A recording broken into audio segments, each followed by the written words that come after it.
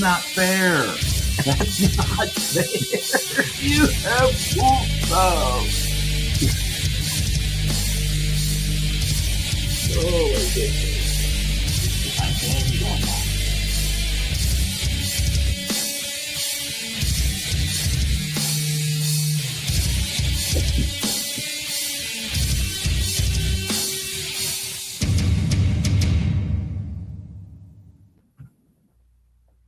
Is that the end?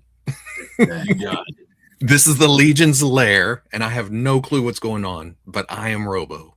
That's and he does know what's going on. I never know. I never have a clue what's going on. I am Brad Jones, brother of Bjorngar. And I am Mike Casper, the Emir. Welcome to the Legion's lair. And we have Robo. Now, Robo, I did not know about your channel, which is Robo Don't Know. Mm-hmm. I didn't know about your reviews until you got into the Legion's community and you started doing reviews of some of the Legion's figures. So your reviews are very, very upbeat, like how do I want to put this? Kind of like comical, yeah, in a way. They're fun. I guess that's the word to put. Let's say, Mike, you're put down for. Yeah. There. Oh. You cutting out, or is that me? Am I cutting no, out? No. He's cutting out a little bit. I get the gist, but. Yeah, I thought you were cutting out a little bit there, Mike. Yeah. Well, I get a little bit of maybe what is it? Robot chicken? Like not like that, but like yeah. but like I wish I had that kind of creativity, but yeah. But it comes down to if I'm having fun, then that's where I'm going with it. I'd much rather have fun with my stuff than just be miserable with it all the time. Because if I'm going to be miserable, I'm going to find something else to do. I've turned this into my job, but it's still a hobby. It's still, yeah. And I mean, that's how me and Mike look at it. We're like, we have our jobs. It's our hobby. It's what we do. Yeah. You know? Yeah. It's something to not be, unless misery is your hobby. I guess I do love a lot of torture. I do. Yeah, I do love a lot of torture. But no, I'm going to have fun one way or another. What's going on? Little biscuit, you. I love Carlo. Layer for life. Mike, are you all good now? Oh, I don't know. Am I? Can you hear me? Oh. You were cutting out a little bit there. You were cutting out. No. Yeah, the sound was out completely there for a second. Yeah, you were like hesitant a little bit. How about now? Yeah. We're good now? Oh, you're still a little delayed. Oh my goodness. Still a little delayed. He's like, Mike literally has 1 day left until retirement. Really?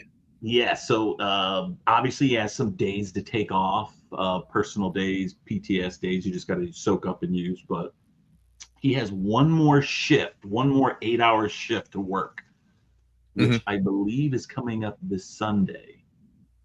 And then he has some more days to take off, and then he'll just, then he'll be done. Yeah. Let's get him back in here. Come on. That's right. My dad was air guard, and when he retired, he had 6 months of vacation and sick time and whatever else. Okay, how's that? Oh man, your lips are working.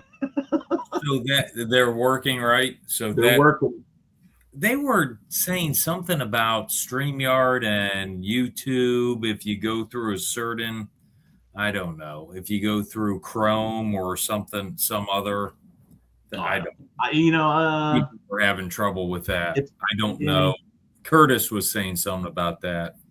It is weird when I use StreamYard. I have to use. I don't even know what I use, but if I use the one that I dropped StreamYard when they upped the price last year sometime. What was it? They doubled or something? So Yeah. So if you've noticed, we're actually not in 1080p. We're in 7 because we said, screw it. We're going to take your free shit. We're going to soak this up as long as we can. So I don't think it's been, how long it's been, Mike? Since what? Since November? I think we've been free. Yeah, we just do the free stuff. And it's we're like, we spent so many years giving them money that now I'm like, you know what? So I'm like, hey, I'll take your orange background here, and I don't have to have none of your bells and whistles. And this, that little StreamYard thing. There. That's it, right?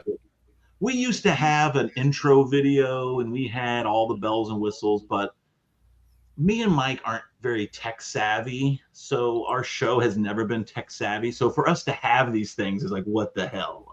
It's almost like, why are these guys with this stuff? Like, they're not meant to have this stuff. Because if you've watched our first episode, people tuned in just for our technical difficulties. But it made the show. It was fun, It was cool. Good times. And speaking of, there's Curtis. See, we summoned the Curtis. Yes, this is a good time to shout out the chat. I can. The news. I can. First of all, I always do the first comment. That was Dave Orkin. He says, "Hey, hi, hello, Dave. How you doing, sir?" Let's see here. We got Fog and Fantasies. Hello, folks. We have James Studio Smudio. Says, hello, my friends. Yeah, I know. You know what? I hope I don't offend him by doing that. If I am, just come to Allegiance Con and tell me not to do that anymore. Jesse Marshall. Good evening, everyone. Good evening. We have Ray, PGG.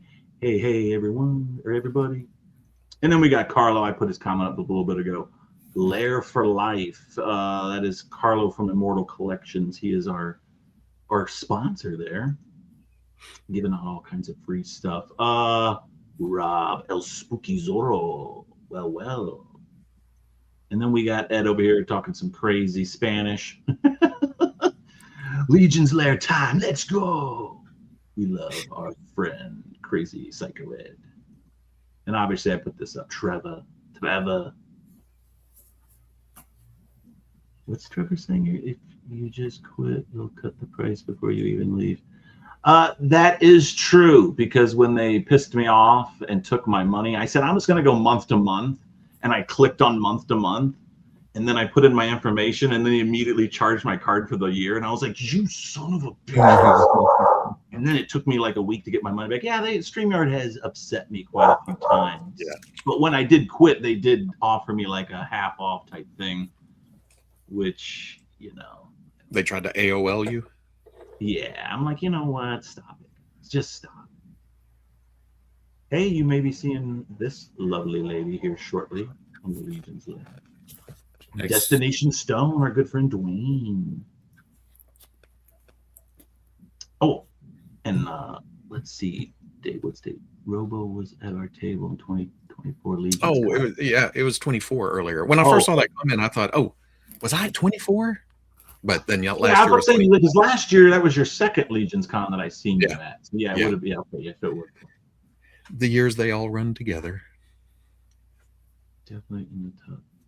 Oh my God, Robo probably doesn't want me to give away his secret, but he is definitely the best products at Legion's Con. It was funny because I was sitting there talking to him, and then if I remember correctly, I was talking to you, and then I don't know, later on I went upstairs and started cosplaying my Terminator outfit, and then I came down and I think I don't even know what I said, but I was doing all kinds of things. And, that was over on the far end. Yeah, it was at the far end. I don't know if Eric Treadway was there. You were talking to somebody. It seemed important. And I came up and everybody was laughing, and I was thinking, I think I even said, you're going to be on my favorite show, Legion's Lair. And he's probably going, what the hell? Who the hell is this guy? So many people. It's kind of overload. Legion's Con is. It's just full. Especially probably for you, because between short sleeves. Yeah, your channel and stuff. So people probably, Because I can remember I was with Mike. I wasn't familiar with your reviews, and everybody was like, "Robo's here, Robo's here, Robo's here," and that's how I started following your channel. So I guess that's a good thing, right? I mean, everywhere you go, people are like, Robo, Robo, Robo. I just make silly videos on the internet. They said Robo, and I was waiting for like, Jeep, Jeep, Jeep, like your broom creep, Yeah. No, that's just a screen name that stuck for the past 25 years. Jill White's Aquaria. And we got Collectibles Fun 241. What's up, fellas?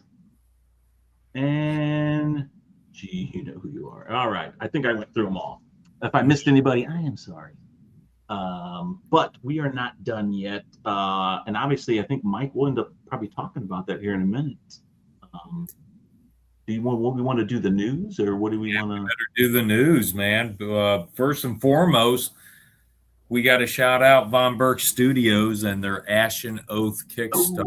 We want that to fund, and I think we're about halfway there. Correct? We are at 72,376. So we are real close from being halfway there. 2 weeks to go. A little more. We still have a couple weeks to go. We've gone a little stagnant. I'd like to see us pick that back up. Keep it going. We have, but as we know, the end of the Kickstarters tend to be really successful there, the end. So we're hoping we need 150. So we will see what happens here. But I do have to say to everybody in the community, people outside the community who are going to watch the replay or the show, Brian Burke is a pillar of the community. He is a great guy.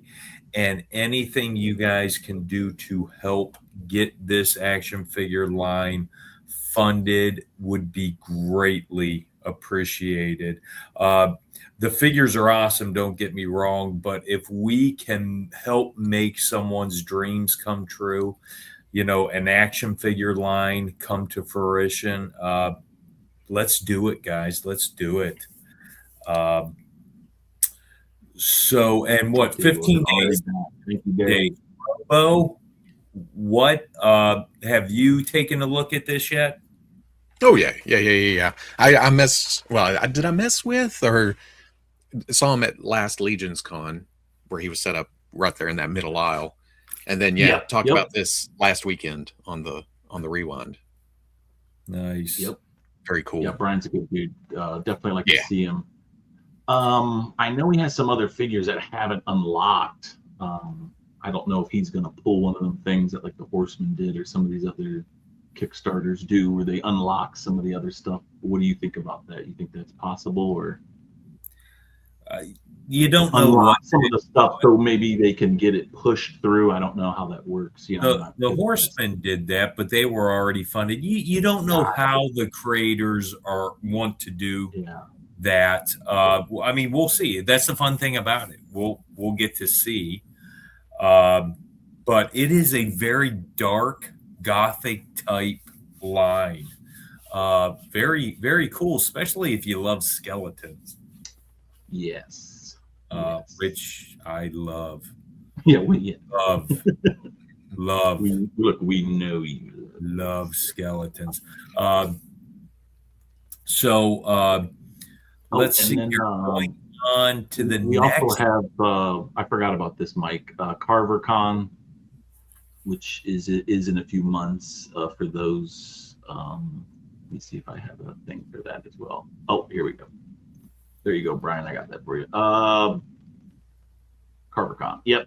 July 11th. It's going to be in Newark, Ohio, which is basically a little outside Columbus. If you're anywhere in the Midwest, and you got time to check that out. Say that's going to be southeast of Columbus, just slightly. I want to say. It's definitely east. Yeah, it's definitely east of it. But Yeah, it's basically going to be the midway point to Legion's Con. He's got pretty much majority of the Legion's Con people coming there to his show, so it should be a good time. It's a good meetup as well.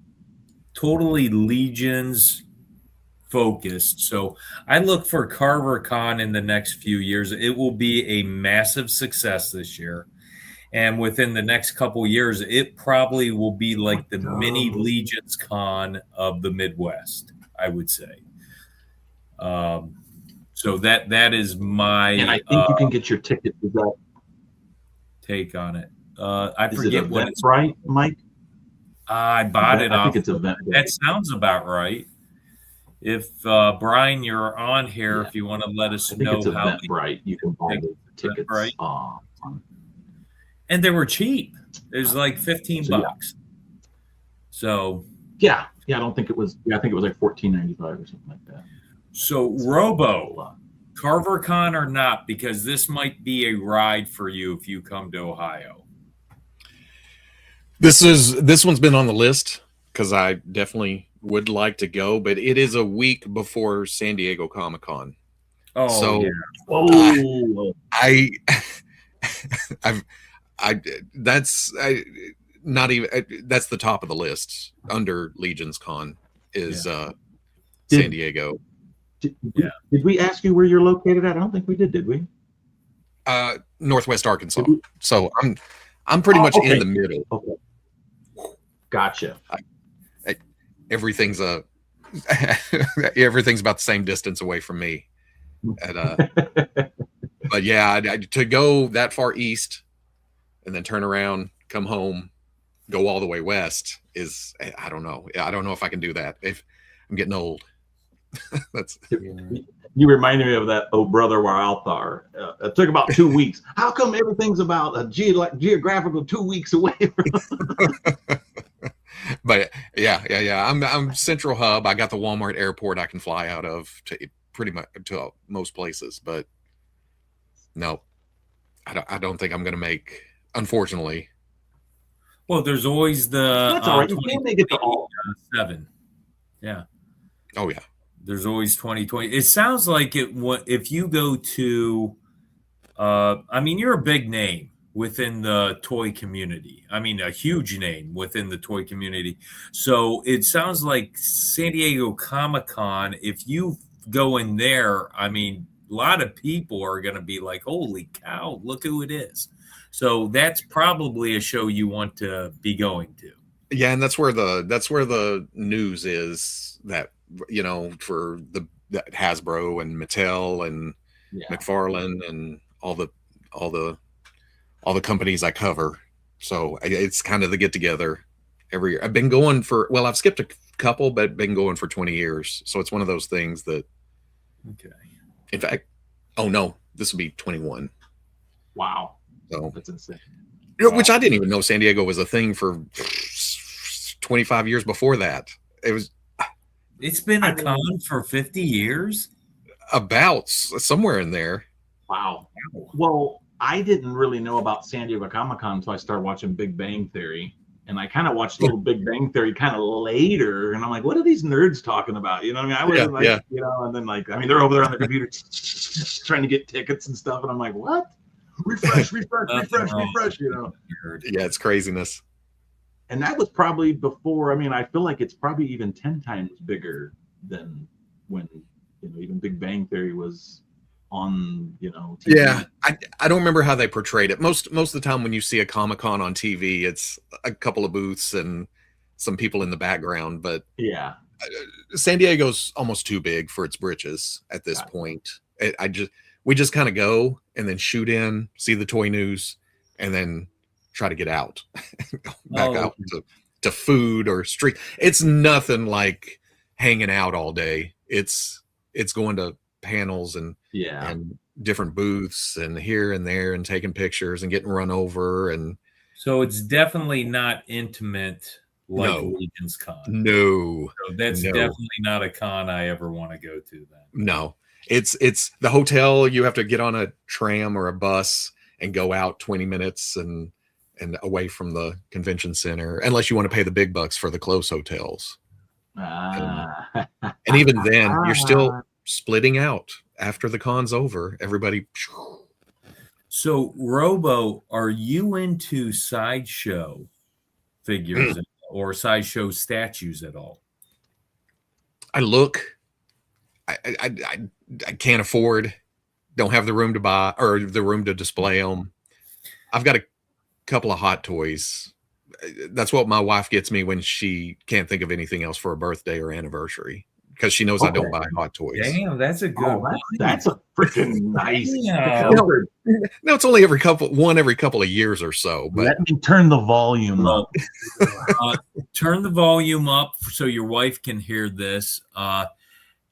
Right now at Sideshow, they have the Aerother God of War and Mythic Legions up, and it's about the pre-order's about done. So get Brian, get him the statue. Get him the statue. It's cool looking. It is, isn't it? I won't. I personally, I can't do it. It's a little too much. Mm-hmm. If they did a scapular, I'm buying multiple. I can't get into the statues unless they do a scapular. And I know that's shooting myself into the foot, because if I don't purchase the Aerother, the rest of the gods, will they be successful enough to get to a scapular? I don't know. I just can't go down that rabbit hole unless there's a scapular. So yeah. We will see if that happens. Your figure's a faction leader. You know they're going to make it a freaking a statue one day. I mean, we don't know. I mean, we did talk to Sideshow at the Statue Con, but we did. I have so many Sideshow statues. I collected their Dinosauria line, so I love dinosaurs. I got dinosaurs in the basement, all those statues all over the place. So I probably should get the Aerother, but I'm not going to do it. I'm not. It's pretty big, Mike. It's pretty big. Sounds like you're on the fence. That sounds like a lot of. I will, Robo. I've been on the fence about it for a while. You want me to go to Big Bad and see how many are left? I tell you what, if they came out with an Atlas statue too, I'd probably grab that. Also. Yeah, because I'm a barbarian guy, so Atlas would probably have me a little. But Aerother is a punk ass bitch compared to Scapular. He is, man. It's a demon, bro. Come on. Nothing. He's got nothing. I don't care if he looks all. He's a god. Metal. He's nothing. You know what? He would literally piss his pants, put out his little flame sword if Scapular walked up to him. Facts. Mike, stop the cap. You're going to order it. Laugh out loud. Probably, yeah. Well, we could all play the game and just let it sit there on Big Bad Toy Store until one day they put it on sale for like 20% off. And then, it'd probably go pretty quick. But I don't think they don't put those type of things on sale. It's usually items. I went so big on the Kickstarter. That's another thing. The actual Kickstarter for the role-playing game is now done, and that hopefully will get into our hands early. We're talking January of next year. Hopefully the studio will have it by December. Okay, so Robo, did you go in on the role-playing game Kickstarter, or is that not your thing? I just went in on the pig. Had to get the pig. The warrior, or the warrior. Yeah, the pig head. So we're gonna see a warrior review. Okay. I like how it comes with those extra legs. No, it looks a cool lot. Figure. Yeah, a cool figure. Yeah. Good grab.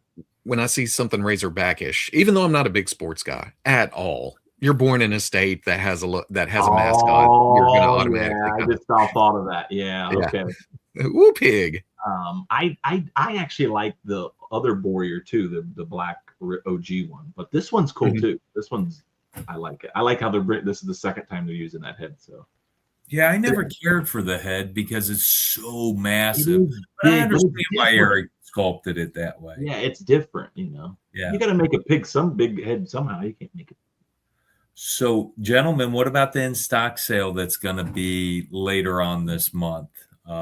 So, we're going to have an in stock sale. So, I want to say you're going to have the Armory gladiators in it. You're going to have the Scaphoid, Sir Balagar, the Legion Con figures, Koi, Legion Con figures that came out. I don't know what else. There's some other things. Oh, and we have all this stuff, all the cosmic head packs that just went up today. They're good value too, because you get the heads essentially for free when you buy the figure. Wow. What you guys gonna go for the in stock sale at all? Any of you guys? I was looking for a picture. Let's see. Oh. No. I saw your picture as soon as I found this picture. I was like, oh. I was searching the Facebook. Now this is just the cosmic stuff. Yeah. That they'll have.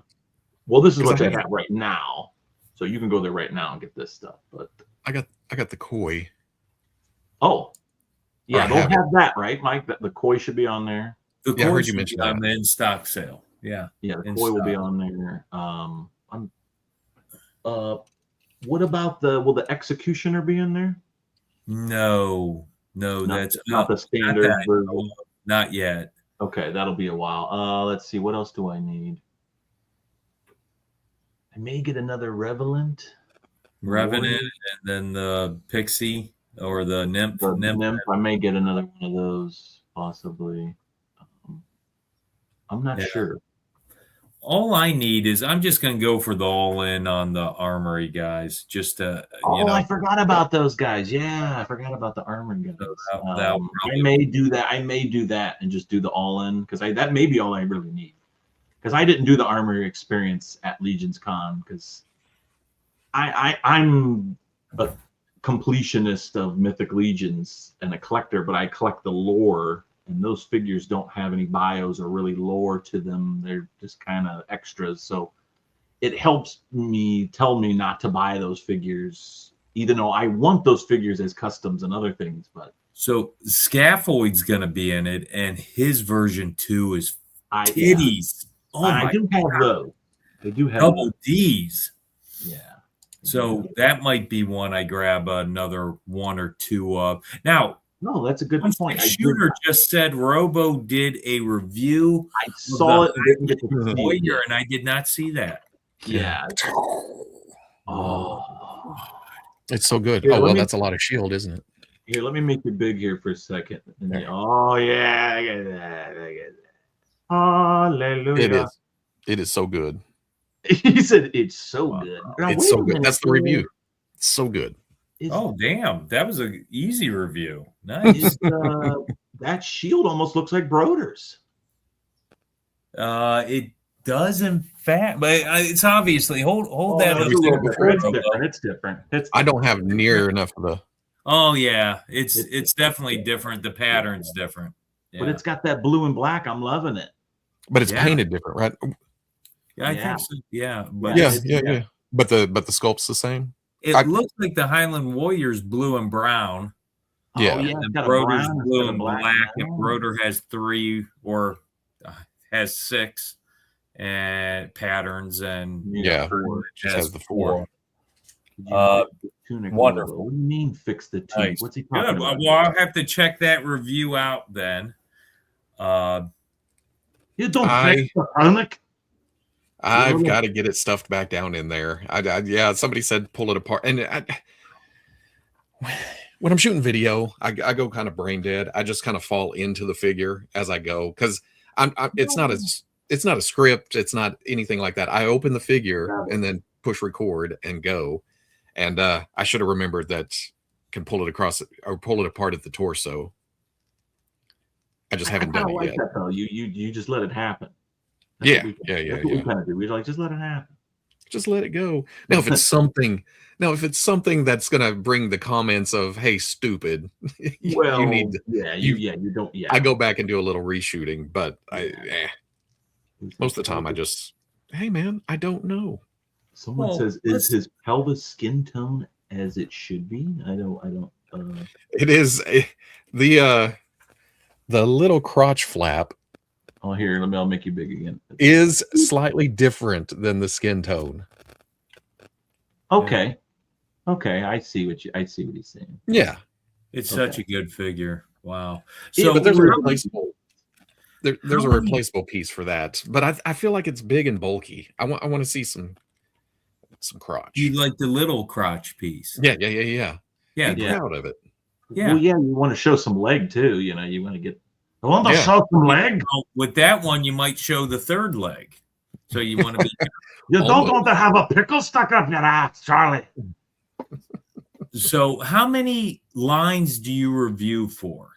I mean, there are a lot, right? There are a lot. I usually stick to my main lines are Marvel Legends and Star Wars. So I usually, when new stuff comes, there is usually priority to get up because I want to open them. I want to get them out. I want to get them on the shelf. I want to mess around and play with them. But there's also some mythics here and there.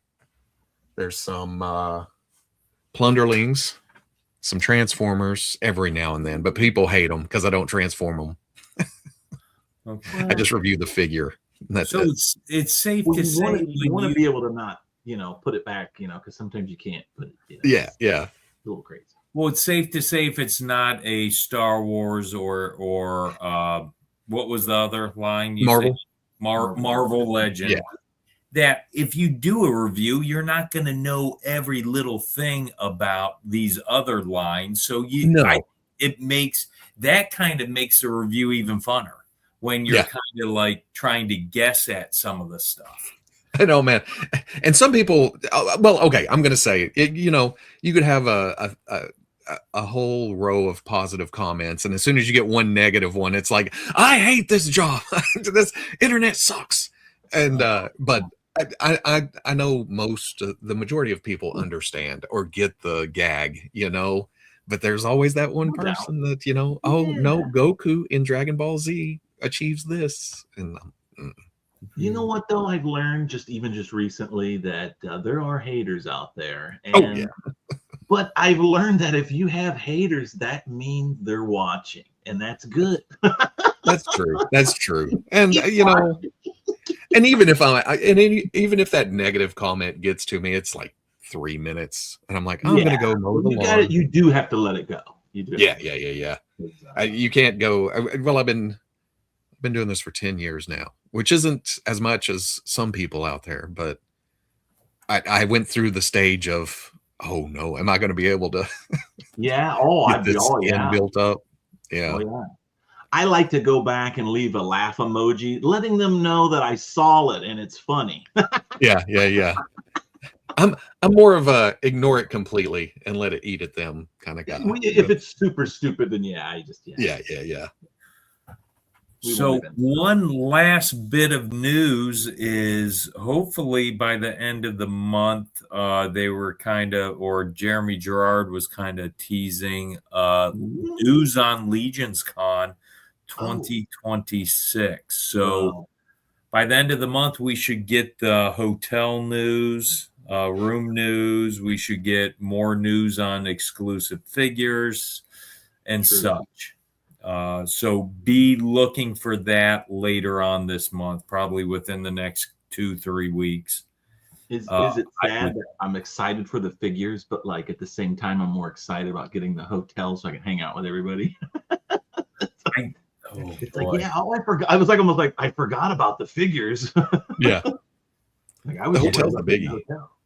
Yeah, I'm telling you what, man. Last year's Legions Con, the exclusive type figures that the Horsemen solicited there or brought out there was a lot.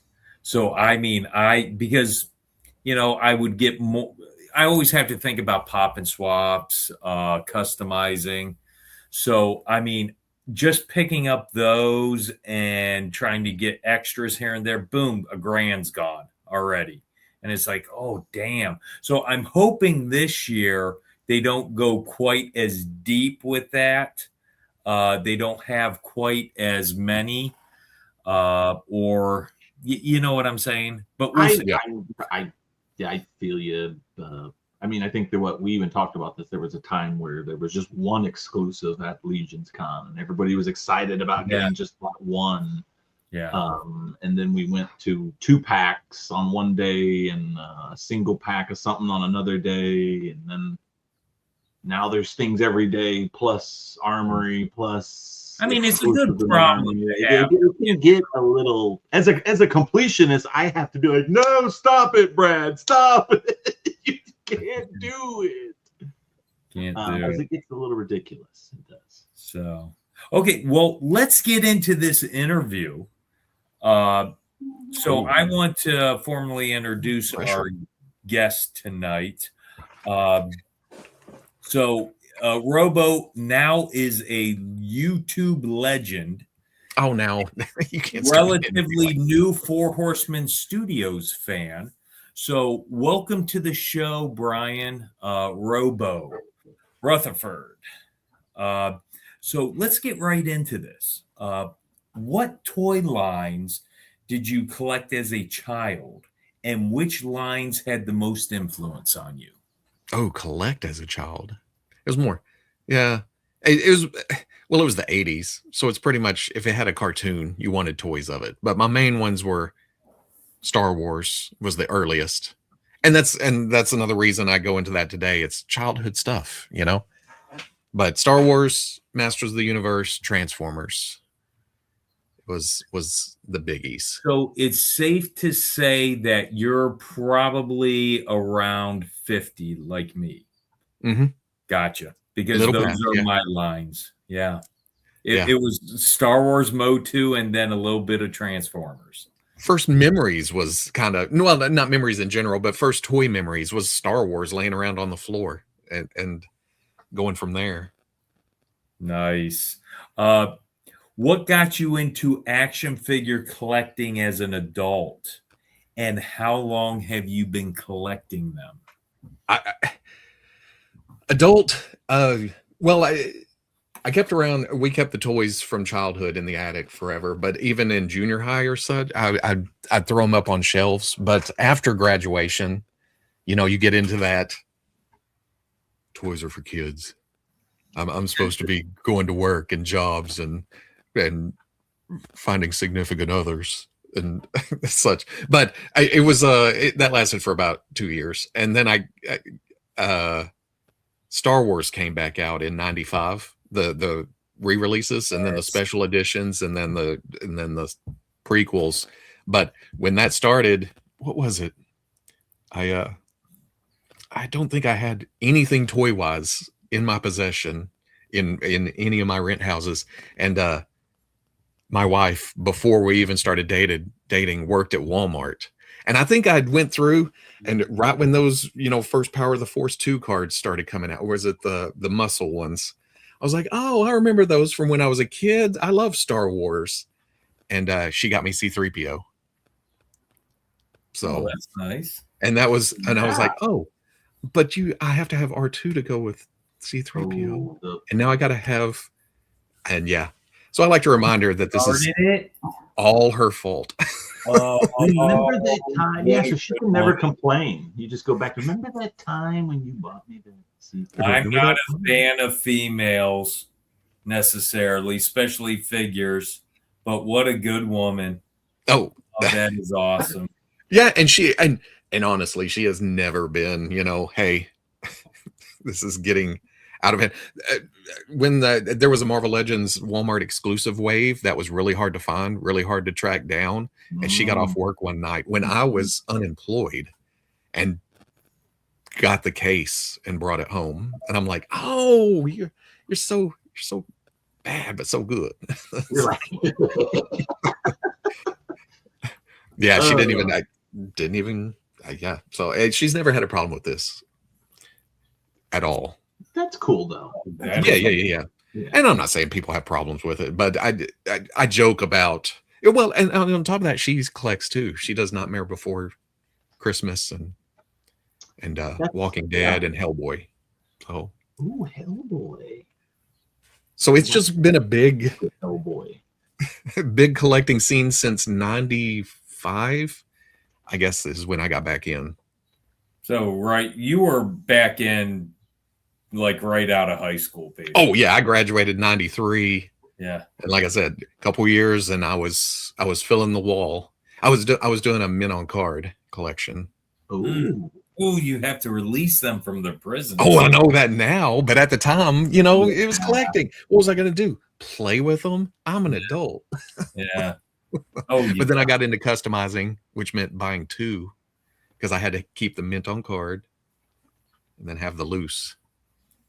that's like my friend who's like, yeah, I was an only child, so my mom always bought me two, one for carded and one to play with. I'm like, F you, dude. F you. What the hell?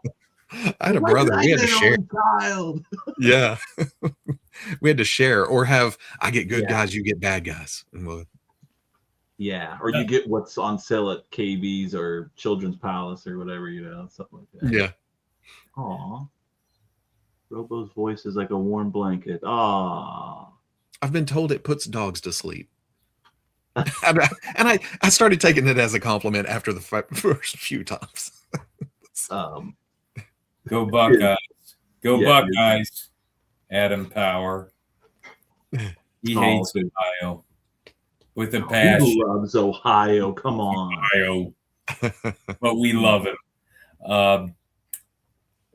So what introduced you to Legions? How did you get into Four Horsemen Studio product and then starting to review some of those?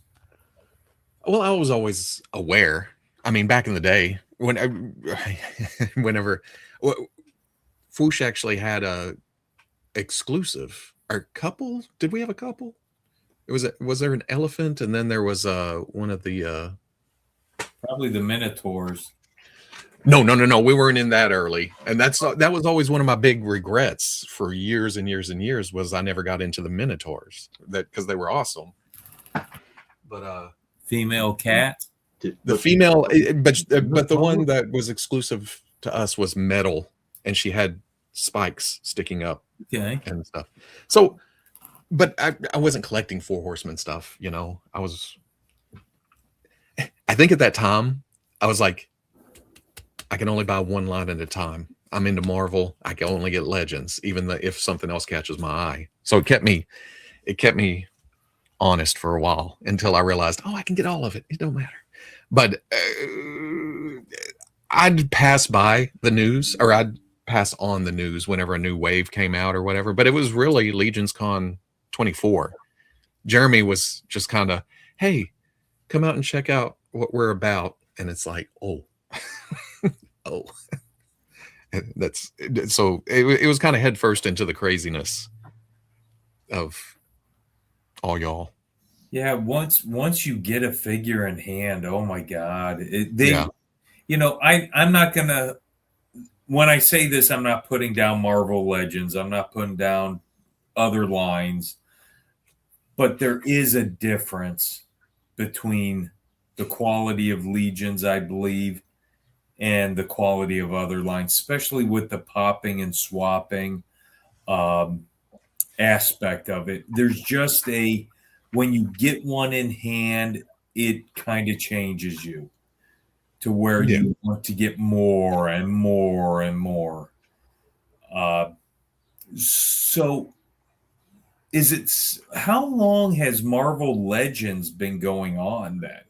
2002, 2003, 2003. Now that was a different kind. Toy Biz started at 2002, 2003, and ran till 2006, and then Hasbro acquired.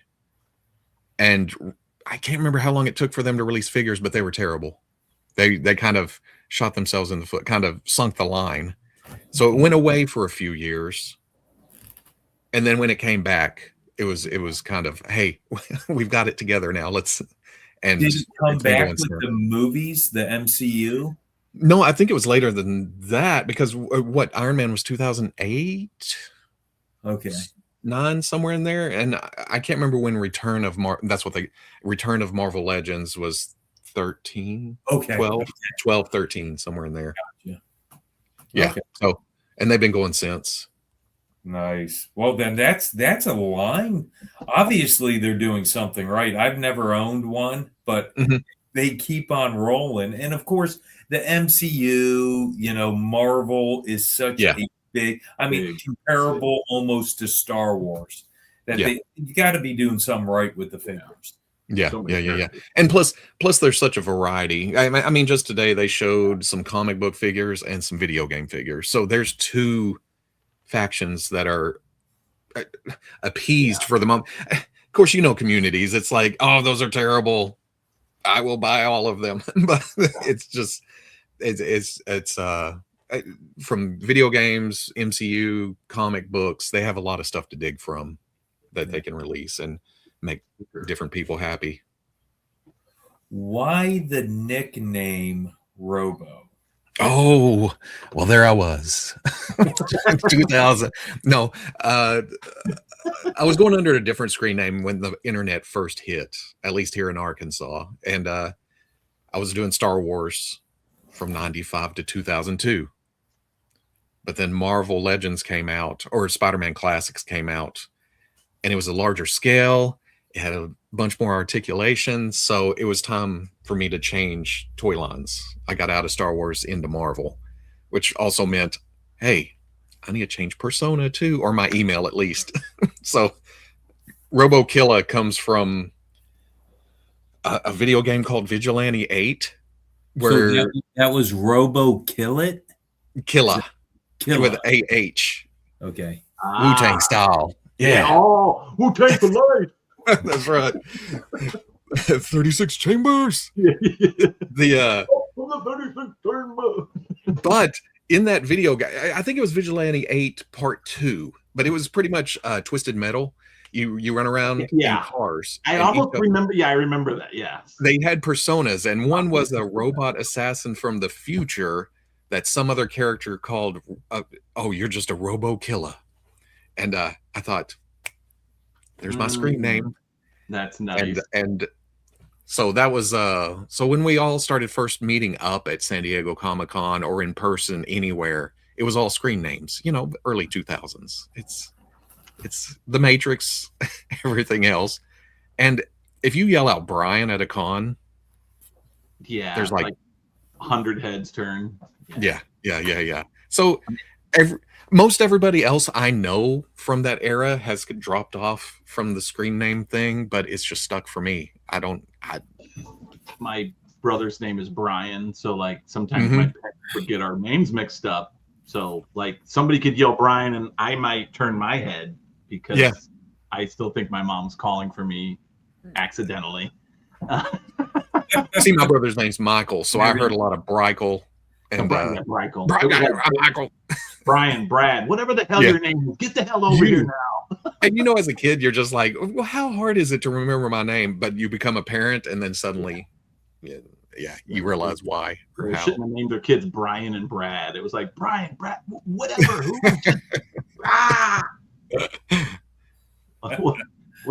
Robo, what is Arkansas like? I mean, I don't know. I mean, it's probably hot. It's the same as and that's one of the things I learned, especially getting out. I always thought, Arkansas's backwoods, full of rednecks, but but also other people. There's intelligent and then back and forth. But the more I get around the world, it's like everywhere's the same. Yeah, we all have the same communities within our neighborhoods, so it's the same as probably yours, just with more trees. I know we all bicker about Ohio and Michigan and Pennsylvania, but it's funny, if you drive through our states and just close your eyes and open them up, you might be getting off at your home exit because you don't know. So Indiana, Illinois, you're all the same. Hot Springs in Arkansas? Oh yeah. There's a Spa Con down there. That's a pretty good Comic Con. Oh, nice. And the Ozarks. Warm water and gangster stories. Because I guess that's where everybody from Vegas fled to after they, at one point when they were getting busted a lot. Oh, I gotcha. Yeah. I gotcha. Nice. Robo, you have a YouTube channel called Robo Don't Know. Can you tell us what this channel is about and how you came to start this? I had a different channel for some years that dealt with toy reviews, toy news, live streams, customizing toys in general. And that was the foosh. So whenever, or well, I drew the short straw, really. It was like, we need to start a video or a YouTube channel. And everybody went nodded except for me. And so I started the channel and built up, got comfortable, just did it, you know? And so when it came to time to strike out on my own, during that whole time, like we were talking about earlier, if you mess up on somebody or on something where there's a fandom, they'll eat you alive. They'll come after you, you know, even if they know it's a joke. So during that time, I would have a little bumper that comes up that says Robo Don't Know. You know, I would try to knock that down before it happens. So when it came time to strike out on my own, I thought, you know what? Might as well. It's as good a name as any. Now, I don't know what's going to happen when I'm locked into that name eventually, hopefully, once I feel like it's in flux. It doesn't sound, but at the same time, it's been 2 years now. About so I think I'm locked in anyway. But just talk about toys, reviews, news, and rewind or customizing. Let me go here. I don't know if let's see here. I got to subscribe to your channel if I'm not. I probably am. Yeah, Michael. Well, I got. How dare you, sir? Yeah, how dare you, sir? How dare you? You know what? While you and everyone else, if you're not at Robo Don't Know, that you should know and at least do that. Like and subscribe. Don't like and subscribe us. We're horrible. Like and subscribe Robo. But real quick, I am going to knight Robo. Do it! For what he said earlier about the Wu-Tang Clan, because I think everyone should be knighted when you bring up the Wu-Tang Clan. And I think we shall go with this sword here. I have a few of them. That's right. Oh, you will be knighted here on the Legion's lair. Yeah, watch here. That's they stick out a little bit. Yeah, I have a few swords, but I gave you the lion one. We went with that. Nice. Wu-Tang for life, baby. I love it. Oh yeah. We don't get enough Wu-Tang. In fact, I may go pop that in after this. It's been a little while. I'm only familiar with that first album. Was that 36 Chambers? Was that one is good. There's a double disc. What is it? I think it is Wu-Tang Forever. I think that's the name of the double disc. That one's pretty good. They're all good. I actually even got into them. I was buying the other people's albums like RZA and Jizza and Raekwon. I was into it, man. I was like, Old Dirty Bastard, Redman. But back then you just walked into record stores and this is interesting looking. I will try it. And since you bought it, you're going to listen to it. But Jizza with the liquid swords, and I mean the whole CD's like Shaolin, like yeah. Playing like my Shaolin sword. Yeah, you cannot defeat me. Wu-Tang Forever was the Thank you. It was. Oh, hold on. Raekwon was Raekwon was fire. Yes, Wu-Tang Forever was the double album. I'm glad we have some Wu-Tang. We have some Wu-Tang fans in the comments. It's so nice. Toys rule everything around me. Treem. I guess I messed that up on purpose. No, you didn't. I am subscribed to Robo Don't Know.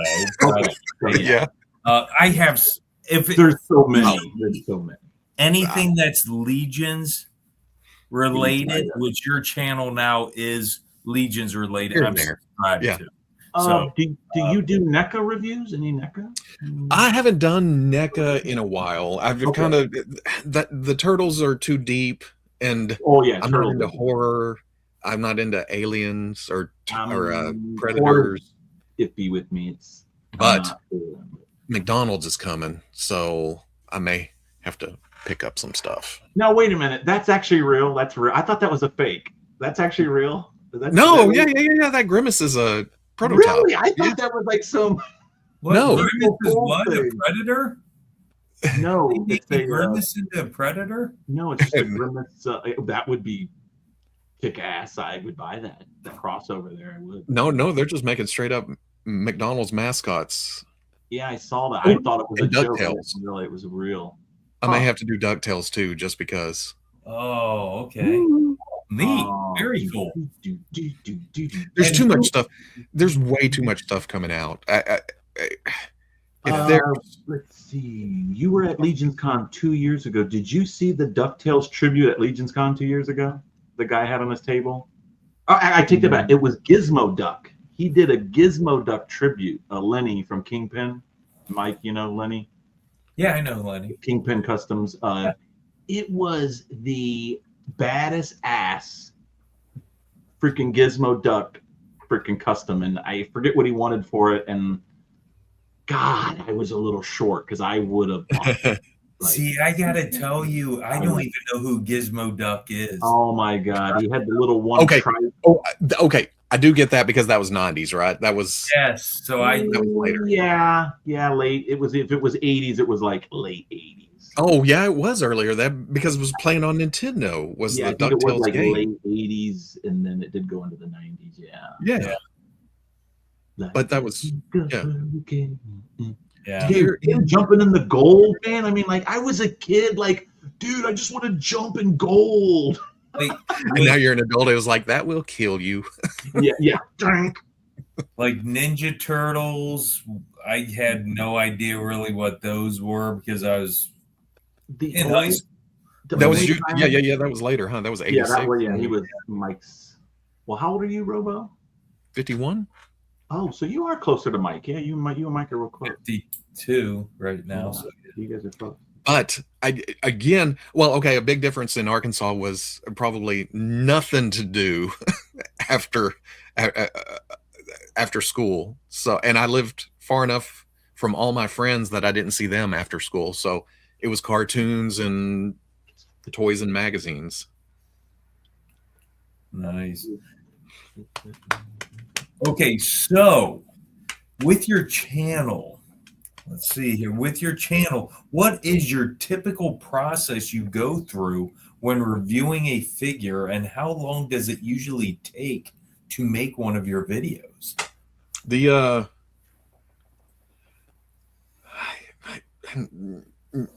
It depends, because I usually get the figure. I try to keep a schedule. YouTube likes a schedule, or at least I think YouTube keeps a schedule or likes a schedule. It's worked for me so far. So I keep Tuesdays and Thursdays for reviews or tub tales or just the random stuff that's not full on news, which is Saturday. So Tuesday, Thursdays, Saturdays. That gives me some playtime in between too. But I generally get a toy. I think, okay, this is for Tuesday, so I need to shoot this Sunday night because it goes up on Patreon the day before. So got it ahead of time. And usually what I do is just get in front of the camera and try not to prep at all. If I have prep, I'm going to stumble all over myself for an hour or two. I clear the brain, maybe play some Helldivers, jump out here real quick, start the review, open it up, just push record. And then I go for about an hour and a half through the articulation, through the details, accessories, comparisons. And then, I don't know, editing's about another couple hours. It's not too long until I get into wanting to take more elaborate pictures, which I'm terrible at. I try to figure stuff out. It's trying to figure out how to do an elaborate picture. But then between that's the Saturday video, and that's the biggie. That's the one that stays pretty consistent. So I'm usually working on those throughout the week, shoot on Thursday afternoon, edit for the rest of the night, finish editing throughout Friday to post to Patreon, and then post up on Saturday. So But then the more figures I do in a video, the longer it takes. I've got a Marvel Legends video that's 1, 2, 3, 4, 5, 6, 7, 8 figures. So that'll take 4 or 5 hours to record because I'm going through each one. And it's worse whenever the microphone becomes unplugged and you don't notice it until you go to edit the final video. So last night I spent another 4 hours re-saying, like listening to my video and then saying it into the microphone as I. Oh, well, that's smart. Oh no! Because I also did customizing, so I can't go back and do a fresh review on the figures because I did paint work on them. Yeah. But that doesn't happen very often. That's the first time I've done that in 7, 8 years. It's pretty much second nature. But I've also been having a lot of tech. It's safe to say that even though you don't have a script, you just press the button and go. The process is not an easy process. And every video that a reviewer posts up is a lot of work. Yeah. It's I see people post up videos of them just turning on the camera and going and turning it off and uploading.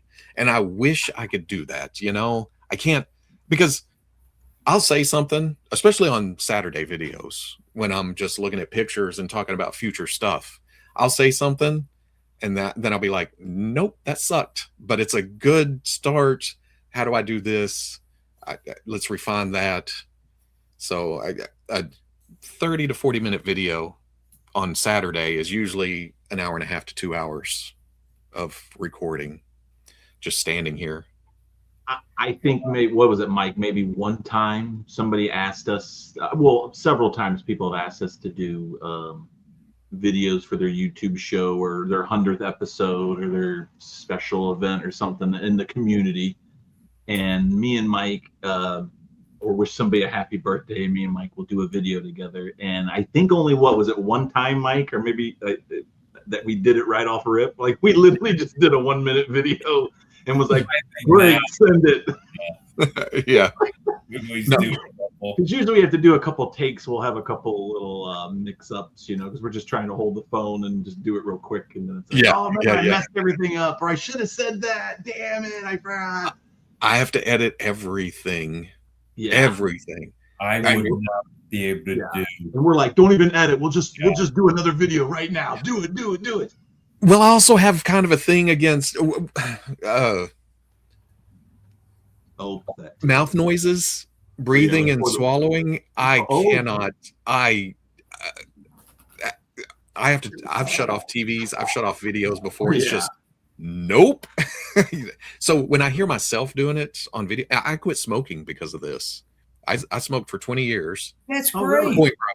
Hacking and stuff. But when I started doing videos and I was listening to myself just be like, I was like, I'm done with that. That's out.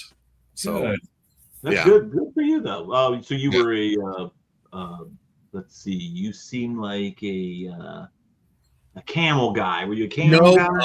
No. Okay, damn. I not menthol though, right? No. So then it has to be a Marlboro, right? Oh yeah, Marlboro. Well, okay, Reds. That's what I was gonna go with. Yeah, and then black. He might be a little different. He might have the camel tone to him, but there was a local, or I guess a regional, very, very like $1.25 a pack that I had smoked for a while because it was so cheap. Yeah, but eventually it was Marlboro Blacks was the last one. I remember those. Yeah. Now I see prices out of the corner of my eye. I'm like, I couldn't even afford to do that. That's my God. My toys. It's been so long since I've had a cigarette. I couldn't even tell you. Yeah, I couldn't even tell you. Every now and then does the urge like creep up on you? Just every no, because I can remember the last time I had a cigarette, and I remember smoking it, going, "This tastes like shit." And fuck this. And I remember my before when I smoked, I didn't smell my clothes. I didn't smell my fingers. I didn't really care. But then I quit for 15 years, got a divorce, started smoking again. And then it was I did it just to be social with my other friends. Mm-hmm. Like I wasn't even buying packs of cigarettes, you know. And then it got to a point where I started buying them, but then I'm like, these taste like shit. Like there's no nutritional value Yeah. at all, man. I feel like crap. I can't go on a plane ride without freaking out. Okay. And I'm dude, done. and there's nothing. And I try to tell my brother that who keeps smoking. I'm like, dude, I used to wake up in the morning and I would stub my toe and I'd be like, if I just would have had that cigarette, I wouldn't have stubbed my toe. Well, you know what? No, you still stubbed your freaking toe. That shit still happens. I haven't had a cigarette in decades and it still is that way. Cigarettes have nothing to do with it. It's all up here. Once you get that, once you get that gone, they're gone. Yeah. Up here messes with you a lot. It does.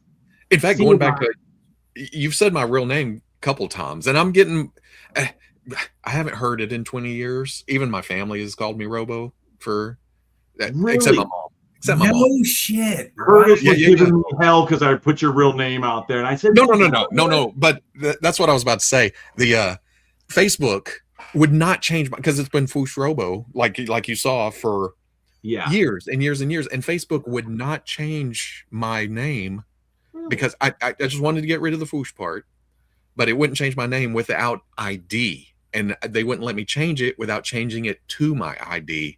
So my real name's out there. It's not a big deal. Yeah. And more people have been calling me that at shows and stuff. But in my brain, whenever I do something bad, I've audibly, damn it, Brian. Would you? But when I do something good, it's like, yeah, Robo. Yeah. So I have the personas have it has split in my head. So yeah, that's a mental thing. Now Adam, is Ramirez. I did quit smoking cigarettes a long time ago. Now I do partake in other things that involve smoking, just not cigarettes. Okay. I love you him. may have seen me at the fire pit or in the valet, and I am not parking people's cars at least. And I can't do that either because I always have the urge to smoke after. Because that was always my thing, and drinking. It's a yeah. Now gummies, I'm okay. Okay, that's cool. There you go. That's cool. But at the same time, I don't do that a lot either because I never know when the urge to come out and shoot a video happens. I just that was funny. I do know there's a lot of people that do partake at the cons. So you and I got nothing against. I get it though. I know people that same thing, drink and then same thing. It's like every time I drink, I gotta have a cigarette. And because that's what I always did. Or that's what I did for 20 years. That's my brother. He could have one potato chip, and he's like, "I had one chip. I gotta smoke a cig." I'm like, "Bro, it's one potato chip."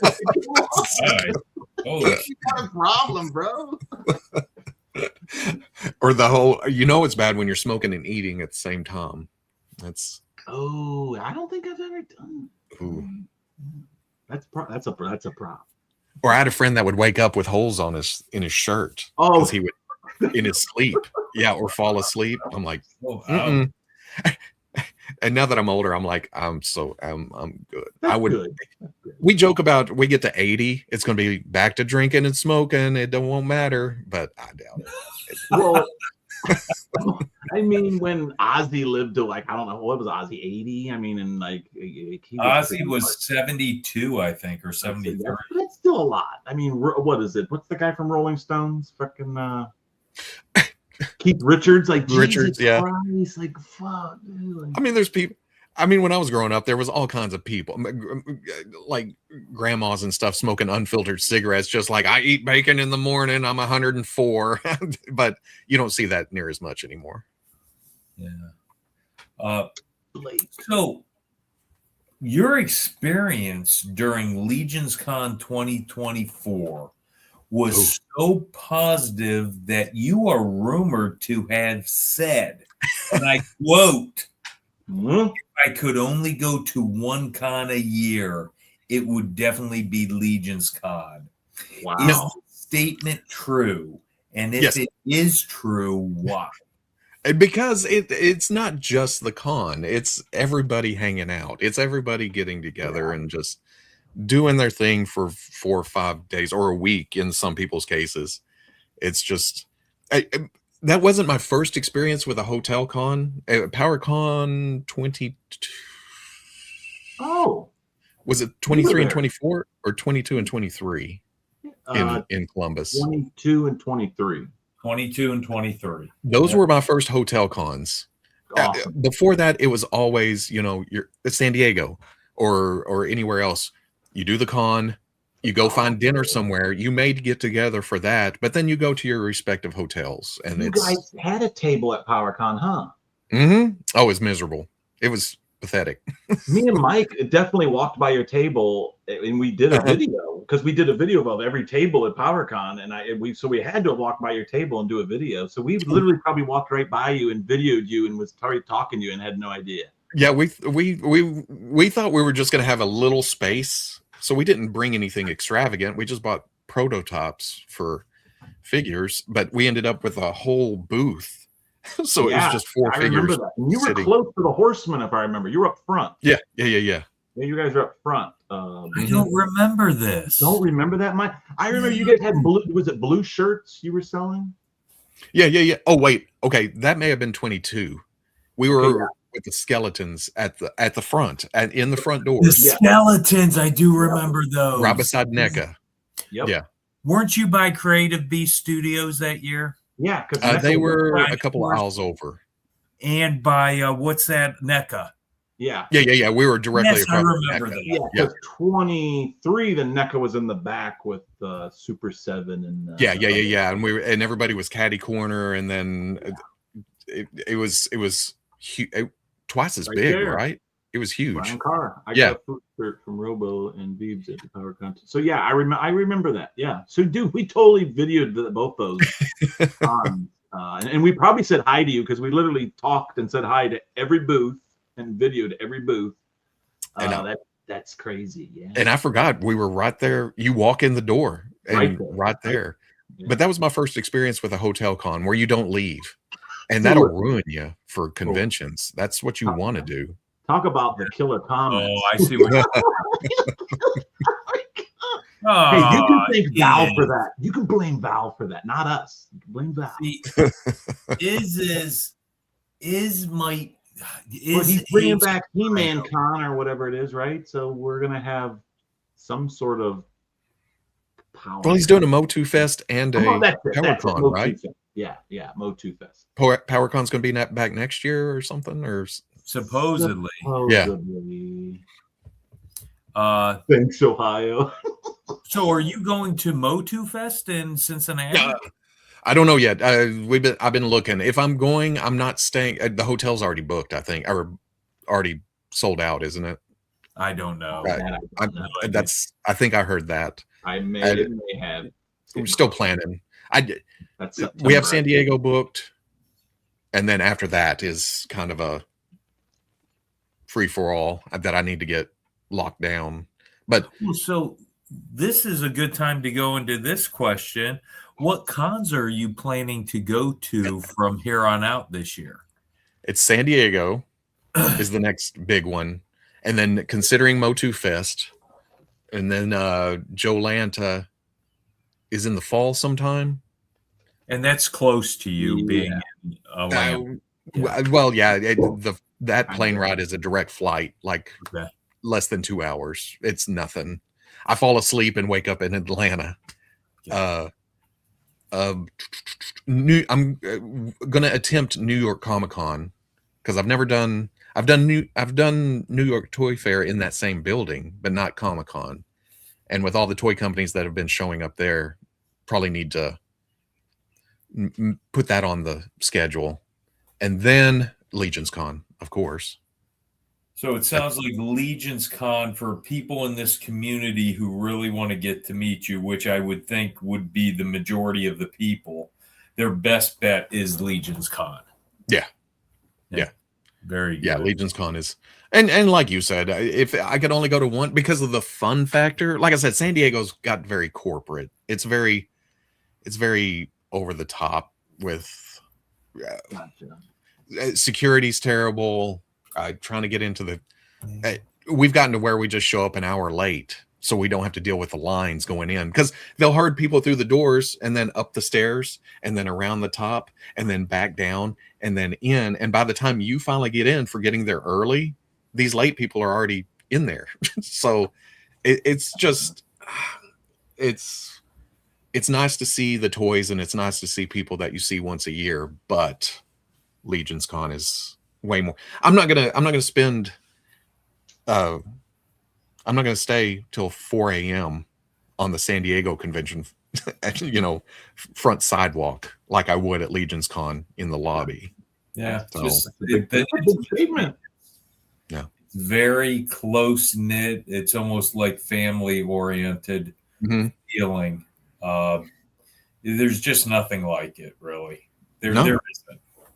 So, Robo. Legion's Con 2025, can you describe your experience? It was more familiar because the first time, well, okay, like I said, my first hotel was PowerCon, and that was great. That was awesome. We get to hang out. Food's across the street. We don't have to get in an Uber, don't have to taxi. We can get up, go to the booth, or run back up to the room. If you pick up too much stuff, run it to the room, come back down. Instead of carrying it around all day. The Hilton? Was it the Hilton? At PowerCon? Yeah. The one attached to the convention center. But Legion's Con is like that ramped up to craziness levels. And I don't mean craziness in a bad way. It's just like, when I first went, I did the intern thing, which is insane. What other company is going to let you come into their offices and just wander around answering questions and doing stuff? And so that was good. That was kind of like diving into the deep end of the pool. Let's do this. But then Legion's Con, I was unprepared. I didn't know what was going to happen for that, just amount of stuff. The artistry, the people, everything else. So going in 25, I was much more prepared. I was much more at ease. It was like, oh yeah, here we go. Let's do this. Kind of a pro. But it's the same amount of, I still lose my voice at the end of the weekend. I'm tired. I'm beat. But I must not be as outgoing as you and Brad. Because you guys lose your voice, and my voice is perfectly fine. Yeah. By Friday, well, actually, I thought that doing the Terminator cosplay would not allow me to, but then I started being in character, and I was doing all kinds of things, and the room is so loud that you have to amplify even louder. Like the person's right across from you and you can't hear what they're saying because there's just so much like crowd noise, and you got to start amplifying that. And as you're bringing that up, you don't realize that your tone is a lot higher. Then you go out, then you go out Saturday night and you're like, hey, what's up, guys? Well, I also talk to myself. Okay. Boy, we're just throwing it all out there tonight, but I wake up talking. So and then dude, so do I talk all day, and then I talk myself to sleep, and then it's just it's a crazy weekend. I'm the only one in my little kingdom here. So if I don't talk to myself, I'd never hear a voice. You know what I'm saying? So that's kind of like I'll sit here and talk to myself just to hear that voice. Yeah, or dogs or plants or something. Because I'm home by myself. It was 15 when I started doing this all the time. I quit. I did metal shop for 20 years before that. And I'm home. I working for myself. Kids are at school. Wife's at work. Yeah, I'm by myself, just talking. I talked to myself before that, because standing at a brake machine, you're staring at parts, just a machine going vroom, vroom, vroom. So you start doing Optimus Prime voices or talking about what you're going to do later. So that's always been a thing. I mean, I like to think that I'm my best therapist. You know, I tell myself talk it the out. best things. Yeah, I talk it out. You know, you gotta Yeah. talk this shit out, bro. So You want to go postal? I had a good friend in the community said, and I'm not going to say any names, said he was afraid to come up and talk to me because I never smile. Yeah. And because so do you get that, Brad? I might have I might not look like I'm very approachable unless you know me. I don't think that. I know sometimes you get mad about Bostia on the show and people might be like, oh, Mike, I'm scared. But no, I don't see that at all. I don't. I'm going to have to work on smiling more and making myself a little bit more approachable to people who don't know me. Yeah. I mean, we're nobodies, and I think we were at the con, and somebody's like, "Oh, I don't want to bother you guys," and we're like, "Would you come eat with us, bro? Like, sit down, like, hang out. It's food. Let's do this." Yeah, like we are nobodies. We are peons. Robo, how excited are you for Legions Con 2026? Like I said, that's the main show now. And I've already talked. That makes me so happy. We already have. He's already making plans at Toylanta a couple of weekends ago. Was for Legions Con when I saw the Jeremy and the guys. It was like, okay, what are we doing this fall? So yes, I'm excited, but I like the unknown too. I like not knowing what I know what I'm getting into with the show, but talking about exclusives, what's going to be like Curtis was talking about. I don't know why I love Paralyzed at the armory experience. I swear I was the last person out of that room. Everybody was done. They made their choices. They ran out, and I'm just staring, going back and forth. I can't. I had a hard time as well. But that first year, yeah. But I love that. Just not knowing, going in cold, not knowing what's about to happen, and I feel like that's Legions Con every year. Well, that's I think the one thing I like that they've been doing. It's kind of been a little bit of a tradition, which is going to G-Con on Friday, and then as you're at G-Con at Friday, they're setting up all the dios and all the whatnot. And one year they put the little Ninian figure in the back dio that was hidden, and people are like, well, what the hell's that figure? And then it just so happened to be that's the figure that was released the next day. Yeah. And I like that type of surprise where like you didn't post it months ago, you didn't post it a week ago, nobody knows about it, it's freaking new, nobody's seen it, and then you come to the con. Now last year they didn't do that. You just showed up to the con and was like, oh my god, there's a figure obscura and there's a koi figure. Like it was cool. Like there was a couple surprises, and I love those surprises. And then the dragon the year before was just I mean, not just to show us, but to bring it out. You know, and that's what I don't.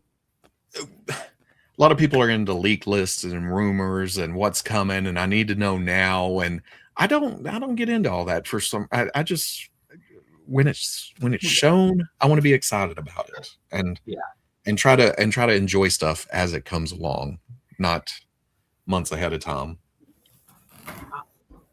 Well, that's why earlier when Mike said about the hotels, I'm like, and then he said the figures, revealed for Legions Con, and I'm like, man, I freaking forgot. I'm so excited about getting the hotel that I kind of forget about the figures. Yeah.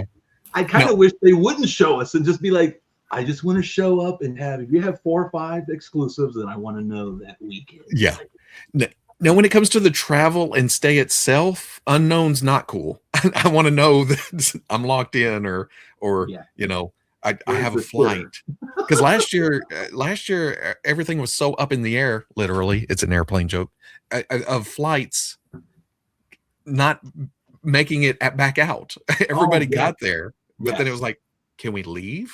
Yeah. Now, how was your experience with that? Thankfully, it worked out better because the whole weekend I was like, you know what? I'll worry about that next week or Sunday night, and I had to because my flight was canceled Sunday. as I was running around the floor. So rebooked. It was going to be later, but thankfully, instead of going to Chicago and to Arkansas, I had to go to Houston and then back to Arkansas on a later flight with a 3 or 4 hour layover in Houston. But when I got to Houston and to the gate, there was a plane going home. And I walked up to the desk. I was like, please, may I get on this plane? It's going to my house. And they put me on it. And then I was home earlier than originally planned. Oh, nice. So it worked out. Yeah. So a little unknown's not bad. Sometimes. Well, I think that's what's kind of cool about even Jeremy saying that the con is going to be here at this hotel for another 3 years. Mm-hmm. Because now we've already been here 3 years. So, and it's like the first time, 2 years ago was the first time we had back-to-back cons at the same place, and people were very comfortable. Now, 3 years in, going on 4 years in at this con, people know the area. We start to, hey, I'm comfortable going across the street at Wegmans, or I'm comfortable going, over here with a friend to go this or that. Yeah, so they put that gas station in. Yep, yeah. And then they put, I was about to say, then they put the little gas station up there, which I even seen Jeremy walking there. So. As long as I have drinks, I'm good. Fluids. Gotta get your fluids. Fluids. Nice. Well, guys, it is now the time of the show for the hot seat. Now, this is going to be a hot seat with a little bit of a twist on it. Never, ever on this show has a guest put Brad and I through the hot seat. I don't think so. Not like this. Not like this. Today it's gonna happen. And that's primarily, Robo, you had talked to me about how you didn't know a lot about the past figures in the line and that. So we thought this was going to be a rather good opportunity for Brad and I to be put through the hot seat, but not a Four Horsemen hot seat necessarily, a Cosmic Legion hot seat. And boy, when I was answering the questions, that was hard. Dude, it was hard. I am such a fantasy fan and not such a sci-fi. Yeah, I knew it was going to be hard. And then when I started to answer them, I was like, whoa, this is harder than I thought it was going to be. Now, I do think me and Mike we were on a show, and I think somebody asked us hot seat questions, but nobody's ever done this. So this is new for us. This is great. I like it. It challenged me too. It made me work. Now, he has his phone. He has a question. Yeah. Gave him. Yeah. But usually, I had to write stuff down if that tells you anything. I usually don't write nothing down.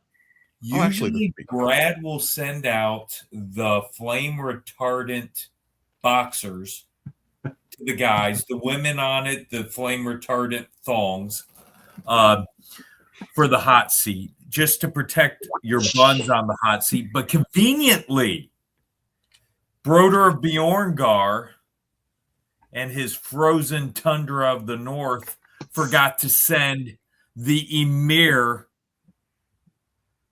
some flame retardant boxers or boxer briefs or whatever. So I am going to do this hot seat cheek to flame and not even bat an eye. I'm doing this. And Brad, I do not have your flame retardant. Yeah. Oh my goodness, there, laddie. Okay. Here we go. Cosmic Legions. Put us through it. First question. What is your favorite Cosmic Legions affiliation, and can you explain why? Who's going first, Mike? I'll have you, buddy. All right, I'm going to go first. I chose one of the baddest ass affiliations. You know what it is. The Bleeders Guild, baby. That's who I went with. The Bleeders Guild.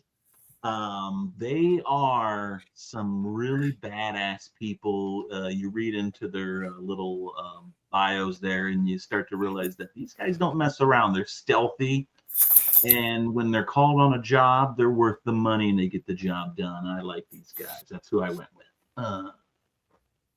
So I am going with the Bleeders Guild. Oh, Mike, you will be knighted, you son of a bitch, dude. Like minds, baby, like minds. Because it is the most like the Sons of the Red Stars, they assassins, are. the guys for hire, the Boba Fett. Yeah, they kind of are. Even though all the characters so far released in the Bleeder Guild are not my thing, but I know they're going to release some characters at some point that are kick ass. We'll talk more about that here in a little bit. But. Yes. But definitely, Brad. God, listen. My back scratcher here for Bella. I'm gonna. Yes, there we go. I'm scratching your back right there, buddy. Because what a Apollonian sword that I got. Let me tell you something here. Let me tell you something. Robo delivered that question perfectly. Like an absolute pro. I cannot wait for the next question. Curtis says Tusk. I just want to throw out that that's probably most of my Cosmic Legions are Tusks. The Tusk. So, but I don't have a lot. Okay. Building off that, what is your least favorite Cosmic Legions affiliation, and explain why? Now I know Robo and Curtis are going to be highly upset. I went with Tusk. Damn it! And I jumped in front of that bus because I have to give you a reason, and my reasons are I don't like the Fexians. I want to crush those little bugs, especially like the little blue Okiatos that Broder would destroy. Hold on. That the Sphexians aren't an affiliation. Well, no, but they're a part of Tusk. So, it's Tusk. Okay. So that's why I don't like the Tusk, because the Fexians. Got you. So I'm sorry. The Tusk people are okay. I like the Tusk people, but not the Fexians. Fexians gotta go. Mike. Well, I'm going with the unaffiliated citizens of Cosmerium. Okay. Because they are the everyday characters within the lore, and they really have no backstory per se, no lore to them. The Sphexian Minor being one, and so forth, if they have a few more in there right now. So it would be them. And that is why. Don't do it, Brad. You're saying they're boring. Yes, they're a little. Minor is the coolest paint deco, I think, on a Sphexian, a sexy Sphexian yet. Yep. Say that again. Try to say that again. Sexy Sphexian. Okay, you did it. Damn. Okay. Let's see. A little difficult. Next, what is your favorite Cosmic Legion's race and why? Now I went with the Greyborns. That is good. And I only went with the Greyborns because they look like aliens. They look like the traditional aliens that we're used to seeing, and that's my final answer. See, this is why I have this man as a partner, because he is so smart. Yes. But Bradley, I thought about the Greyborns, the Maze, yeah, the classic Greys aliens, but I said no. I guess I could. I said no, Bradley. No. And you know what race I came up with? Your favorite? Shit. What's Thygar? He is. Oh, I forget what his race name is. So it's not Thygar. Then that was going to be my choice. No, skeletons. Oh, because if you go, I'm a big skeleton fan, and Brett Stoddard, if you were out there, skeletons are in Cosmic Legions because if you go to Waltor the Mad. Okay, The figure Waltor the Mad under race, it says skeletons. They are officially part of Cosmic Legions. I'm a Skelly guy all the way, and I'm not going to deviate from that now. Skeletons it is. They're in Cosmic. And if skeletons are in Cosmic, humans can be too, baby. I like it. Sorry about the rant. Is that using a technicality? Is that? I think so. Just a technicality. I'll take We're it. all meatless men. I'll let that one pass. Mike loves Myra and Gyra. God, we're getting to her, baby. We're getting to Turkey Lady. Turkey Lady. Oh, you know what? I'll put. You know what? I should be pulling up pictures, shouldn't I? Why am I not doing this? I should be doing. Because I was about to say, I was just about. Did Curtis put the name in that I need to? Let's see here. No. Oh, I'm not sharing. My bad. Sorry. So like, here's the Tusk guys. So we were just talking about those. So yeah, here's the Spexian dudes. Yeah, little bug dudes. These dudes are cool though. They're cool. Yeah, there's the Spexians. I think I've had Slog. Slog was what, book 1? Yeah, he was what is Slog? He's a Squellic. Race is a Squellic. Skrillex. Yeah, something like that. Yeah, Squellics. Certainly. He kind of like has Jabba vibes. I do like it. Yeah. Because it was such a different form factor, I guess, would be it's different from most of the other figures. Yeah. Oh yeah, and they do need to make another one, I feel like. Oops, did I? Anus sippy cup. Oh my goodness. Anus Krypton. I don't know, but I definitely wouldn't like that figure. No, Lord Jesus. Help us all. That guy's so now that we have the pictures up, we can actually pull up our when we talk about character. Yeah. Well, I could have built up what we were talking about, the Bleeders Guild. So here are the Bleeders Guild as of right now, and I think Mike was saying obviously Myra M. Gyra is that they call her the Turkey Lady because her head looks like she's wearing a turkey. Yeah, okay. I go when I first see it, I think Scorpion because of the she is. Yeah. But I get the turkey thing too. Once you point that out, you can't unsee it. You can't unsee it. Someone ruined it for me, Robo, like 3 years ago. Somebody. There's one person that started this Mandela effect. Yeah. See, what happened was it was on the Cabal, and they actually, dude, it was Thanksgiving time, and they were actually putting turkeys on. Yeah. They were like editing her head and putting turkeys there for Thanksgiving. Dude, yeah, the Cabal is funny sometimes.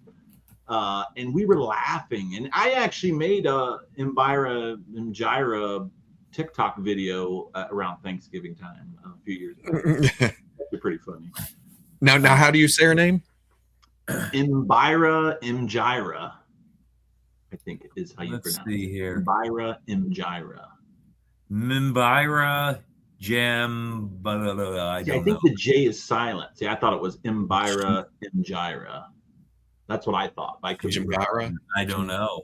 This just goes to prove that she sucks all around. Her name sucks. But she has come up a little bit in clout, and I'll say why. Because not only is she a scorpion, she glows in the dark. And that doesn't help her. Glows in the black light just like a scorpion. It's pretty cool. Oh, no shit. What parts glow? Here, I'll show you here. Basically her whole body, like the legs, the arm, the head, like all this back here glows. Yeah, all the orange glows. So anything orange is going to glow on her. Huh. jambalaya. Yeah, if you take a black light to her, literally. I didn't know this, and then I'm like, dude, I get it. It's so smart. She's a scorpion, but when you put the black light to her, it's exactly what you would do with a scorpion. It would look like, and it's like, it's so smart. Do scorpions glow under black light? Yes. Oh, see, I didn't know that. Yes, they do. Then I was like, for him to think of that and then put it towards international, it's actually kind of cool. Huh? You know this, Brad? Wow. This is great. And then obviously this dude looks like the Predator, and then obviously this is the tribute to Manny Faces, Manny Faces, which is one of my favorites. Which they're coming out with a lot better Manny Faces heads for him in the next Cosmic Heads pack. What else did I say? I said something about the Greyborns. Yes. Yeah, I saw the Greyborns on the in-stock sale a minute ago, and if I were to grab anything, it would probably be one of those just to have a. Oh, you would love it. Be careful with the first one, Aes Sapedian. I think they were having trouble with his hands. If you tried to pop him out, you really want to heat those up. Oh, Aes, this guy, yeah. Oh, that's right. His upper torso here got really tight. Okay, maybe that's it. That's what it was. So if you had to heat up this little torso piece really good if you wanted to flex him. Gotcha. I think is what that was, if I remember correctly. He's the grave. The Scrabble name generator. Grave ring. Yeah, there you go. Those are cool. Okay. Sweet. All right. What else? Next question. Next question. Yeah. What race do you hate? No, that's not on here. What are?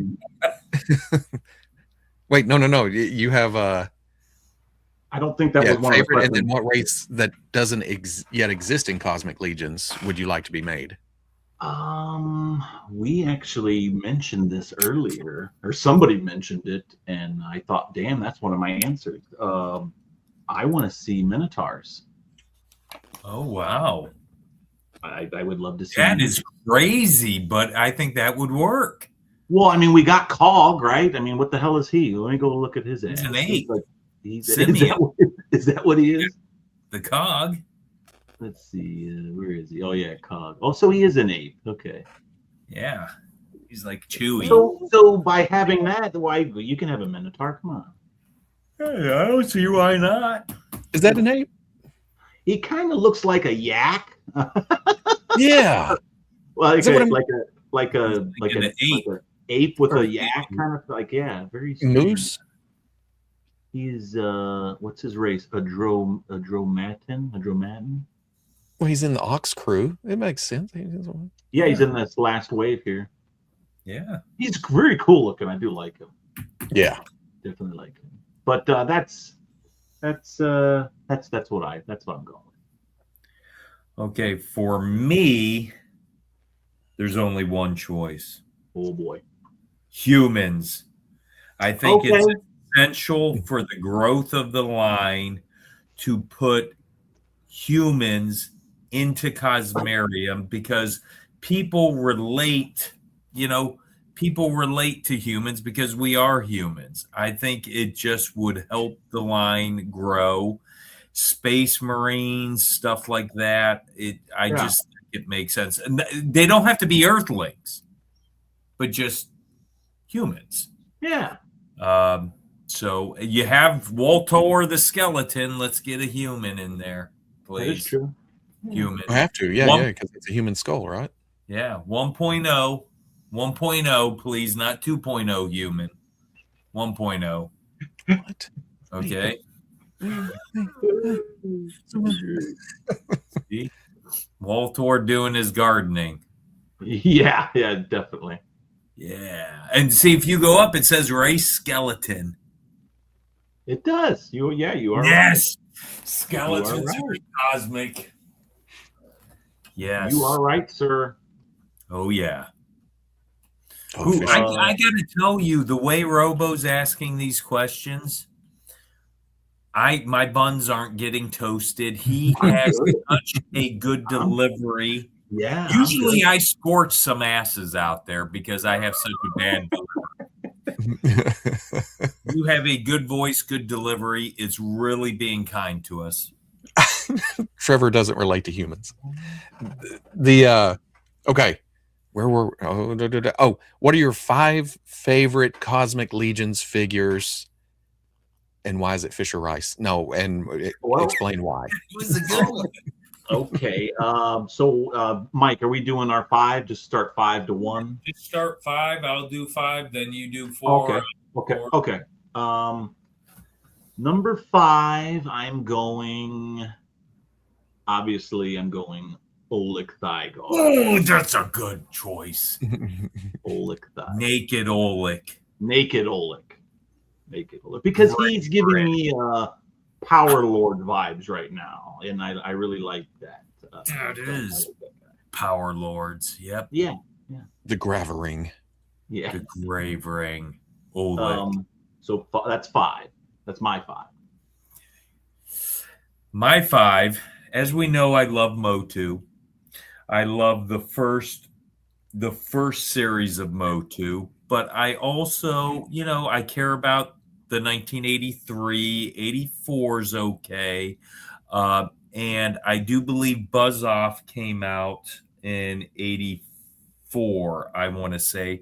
But it would be Anthopheles because he is a Motu tribute and he's a spot-on Motu tribute.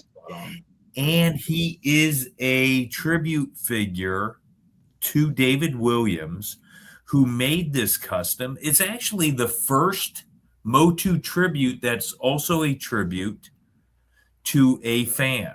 So that's why Anthopheles is my number 5.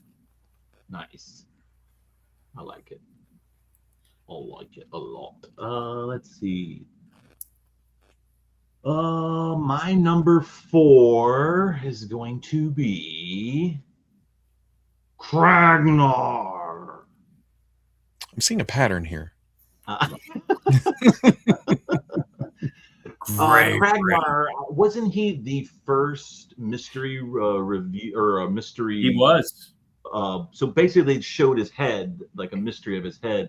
He was the first Cosmic, I think they revealed. But I like big figures, and he is a big boy, and I do like this guy. And he seems like he would be trouble to be coming in contact with. Yeah, he is cool, man, with the forearms. Yep. I'm going to go at 4, Tuskus Experiment CC24 Predator vibes. Anything Predator, yeah. I like. I do. He was actually on my radar. I do like that. This is a tribute to Diego. Oh, it is. That's right. I forgot about that. Yeah, Studios own Diego. Yeah, good. 2 tributes. I do like that one. It's a great figure, and I do get the Predator vibes for sure off that one. Yeah. My number. What are we at? Number 3. That we're on 3. 3. My number 3 is Fisher Rice. That's right. Good one. That's right. The whole concept of this was great. The name with the concept is great, but the figure itself is actually pretty badass and cool. So I like the reuse of the Attila head. I really like that. And blue, I just wouldn't even think of it being blue. Changing the color, making it look like that with the yellow eyes is really cool. So that's what I'm going with. So Robo, it sounds like you like Fisher Rice too, correct? Yeah. I like the tribute. It was one of those. I see the figure and it was like flipped a switch in the back. I was like, oh wait, I had that original Adventure People figure with the ship and the cord running to it, and that as well. This is nostalgic. Yep. And I'm a sucker for nostalgia. Oh yeah. Love it. Yeah, Number 3 is going to be Oleg Thygar Grave Ring. Oh. Who does not like a jacked So you lizard went with the. Wait a minute. Am I missing him? right there? Oh. You already had him. Nope, not Oh yeah, that. the grave ring one. Yeah, you went with the same one I did. Yeah, he's badass, dude. He's got to be on the list. Oh yeah, and you can put the snake's heads on him, the blue snake heads. Yeah. Oh yeah, and you can put him in Mythic easy.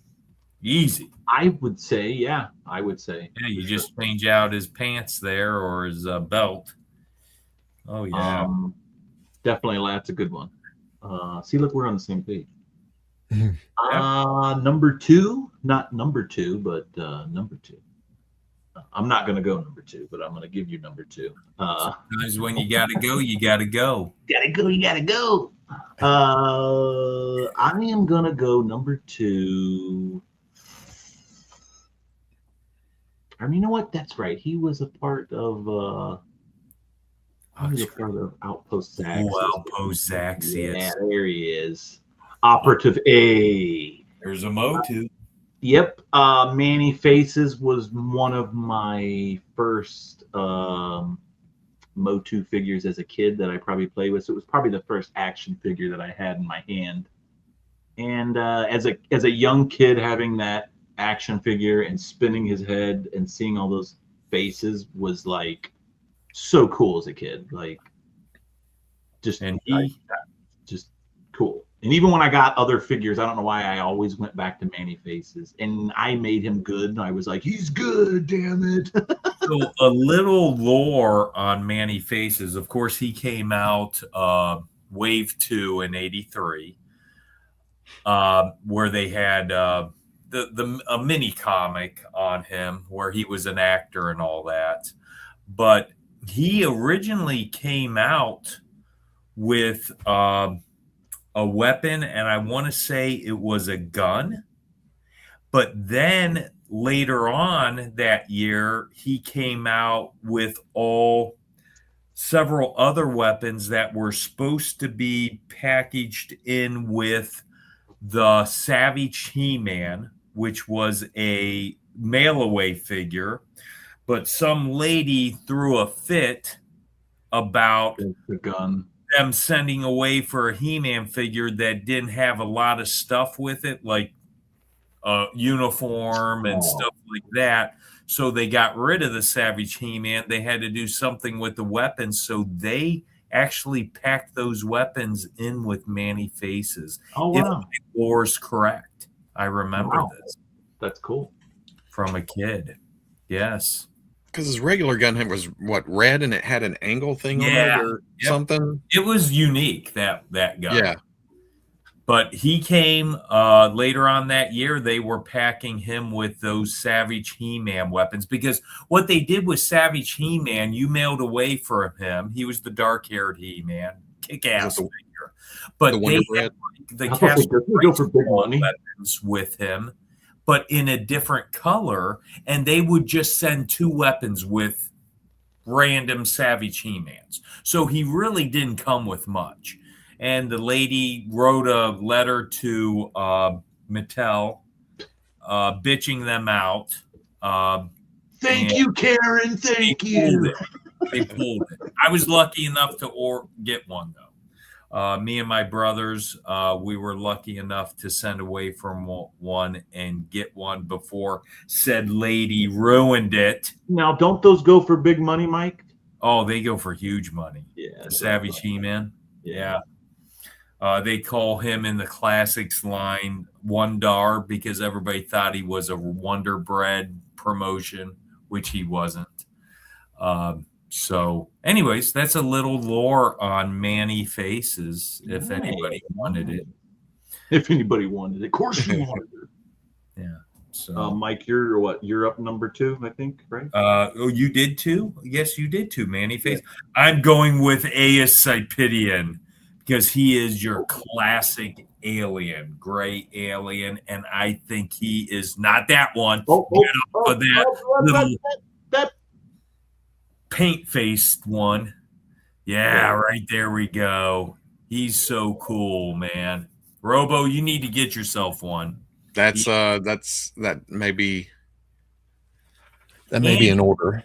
I will have to say to you guys, his little staff there is important because Oleg Thygar has it, and from my understanding, that weapon right there is very important to the lore. Okay. Oleg Thygar has the staff where the ball comes off and it's almost like a flail. You're talking about this piece right here? Yeah. The grave ring. Oh, yeah, that's what. Okay, so let me go back to Oleg because he has that. Yeah, doesn't he have that? Yeah, he does. He has the staff, and then he has it without as a flail, the ball on top. Oh, I see it. Yeah. Okay. See where there's a staff with a ball on it. Nice. So that chain is inside the staff, according to lore. You can pull that out of the staff, and now you have like a mace flail type thing. I like it.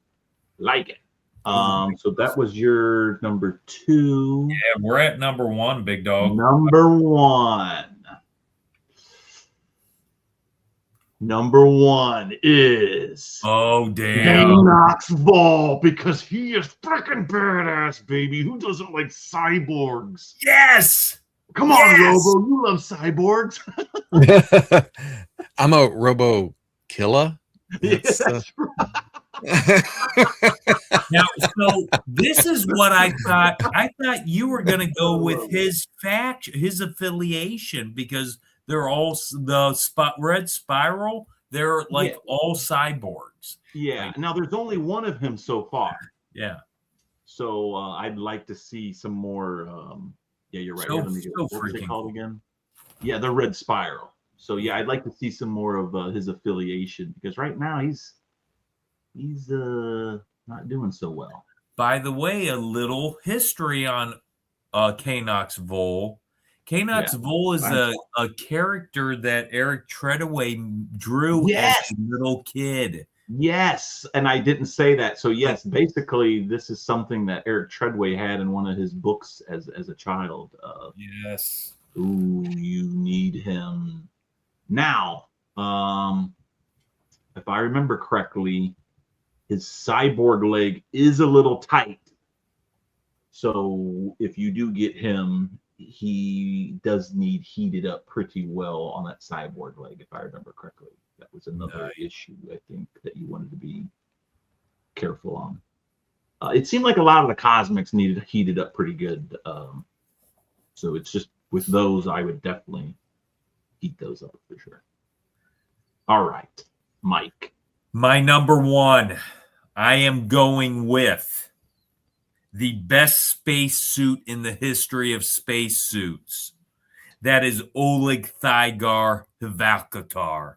His spacesuit with the compressed helmet look is so badass. Right there, that picture right there. No, not that one. Go one over. Nope, one over the other way. The other way. Yeah, so badass. Oh, with this helmet. The small helmet. Yeah. Is the small helmet used very much, or? He's on my figure displayed that way. I think. I'm trying to see how I got mine. I think I have mine with the small helmet too. Yeah, it's just so cool. Yeah, I think I do have him with this. He is so badass, posed up. Oh, my favorite. I do. I do like the other one. I like this helmet as well, or the big helmet is still cool. I like the jackhammer. Yeah, jackhammer. Really? Nice. Well, those are that's a good number 1. Yeah, and you can see the progression he makes if you go up to look at his forehead. So when he goes to the grave ring, he metamorphosizes a little bit. And you can see where the pattern on his forehead and the color of his eyes have changed. And that's part of the lore. We don't know the exact so he's got lore yet, but that is part of the lore. And he is the main character out of the whole thing. Yeah. That's why I had to give him. Slog was a runner up. Somebody else was up there pretty good too. Actually, I think it was your figure, Mike. Was the experiment figure? Okay. The Predator one was a good runner up of mine. So. Good ones. Okay. I guess we're on to the next question. That's right. You're going to enjoy this one. Okay. Your 3 least favorite Cosmic Legions figures. Oh, it's on. And you have to say why. And why is it turkey head? Let's see. Jambalaya.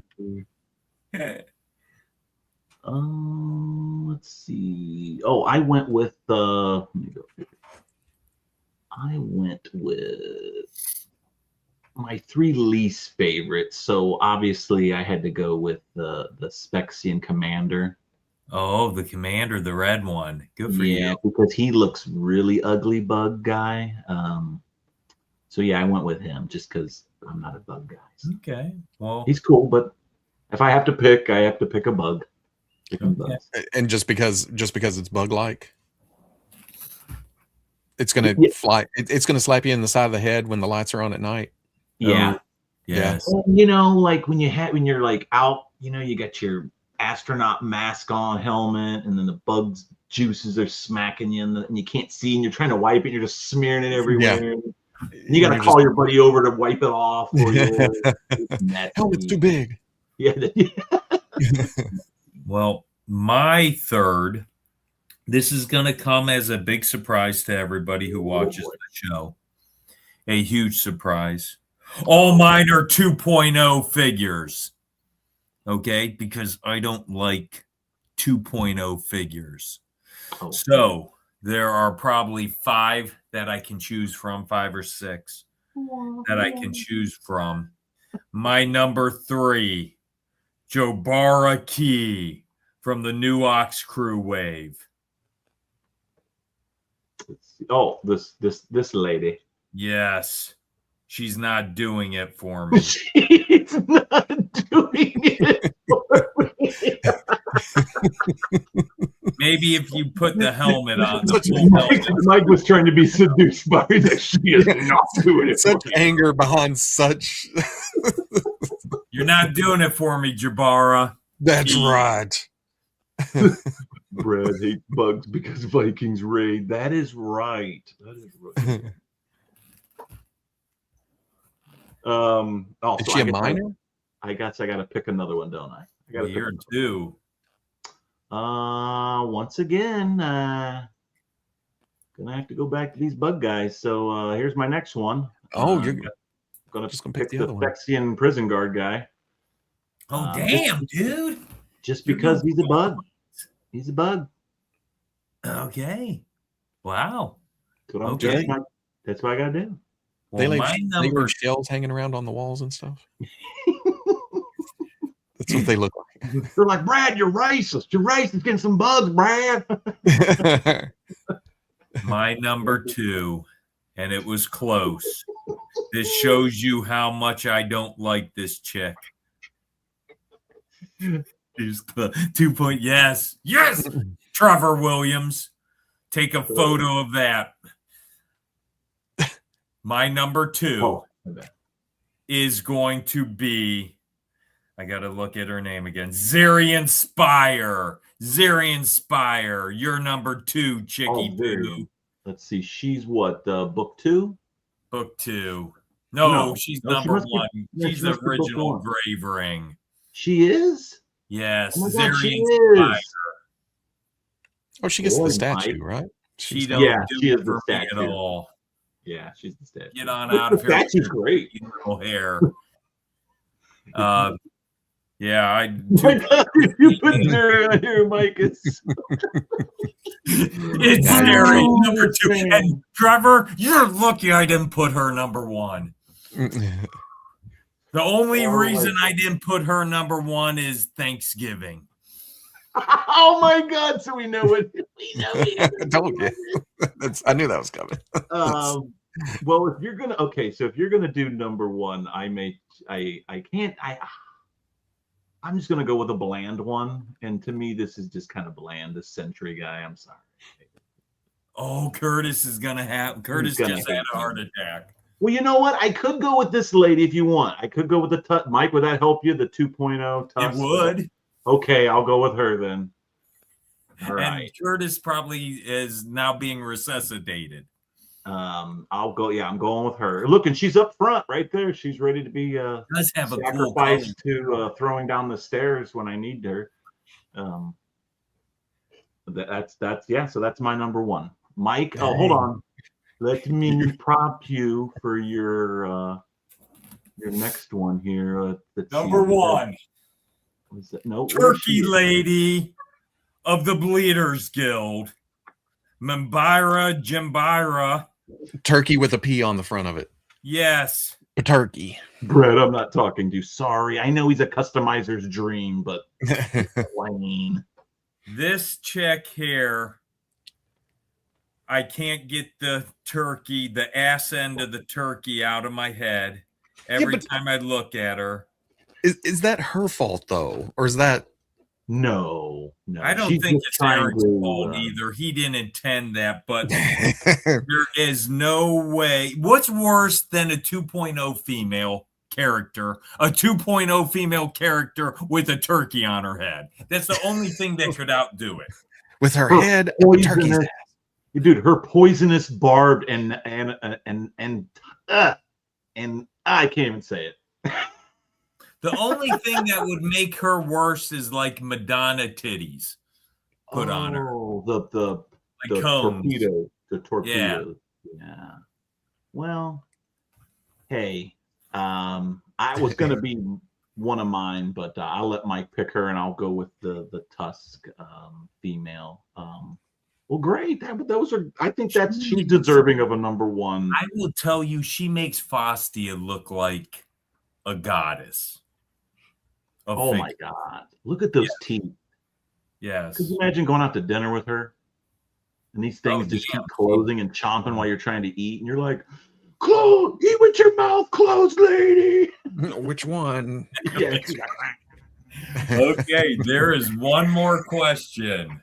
There is? Okay. Oh, there is. Okay, yeah. I got that.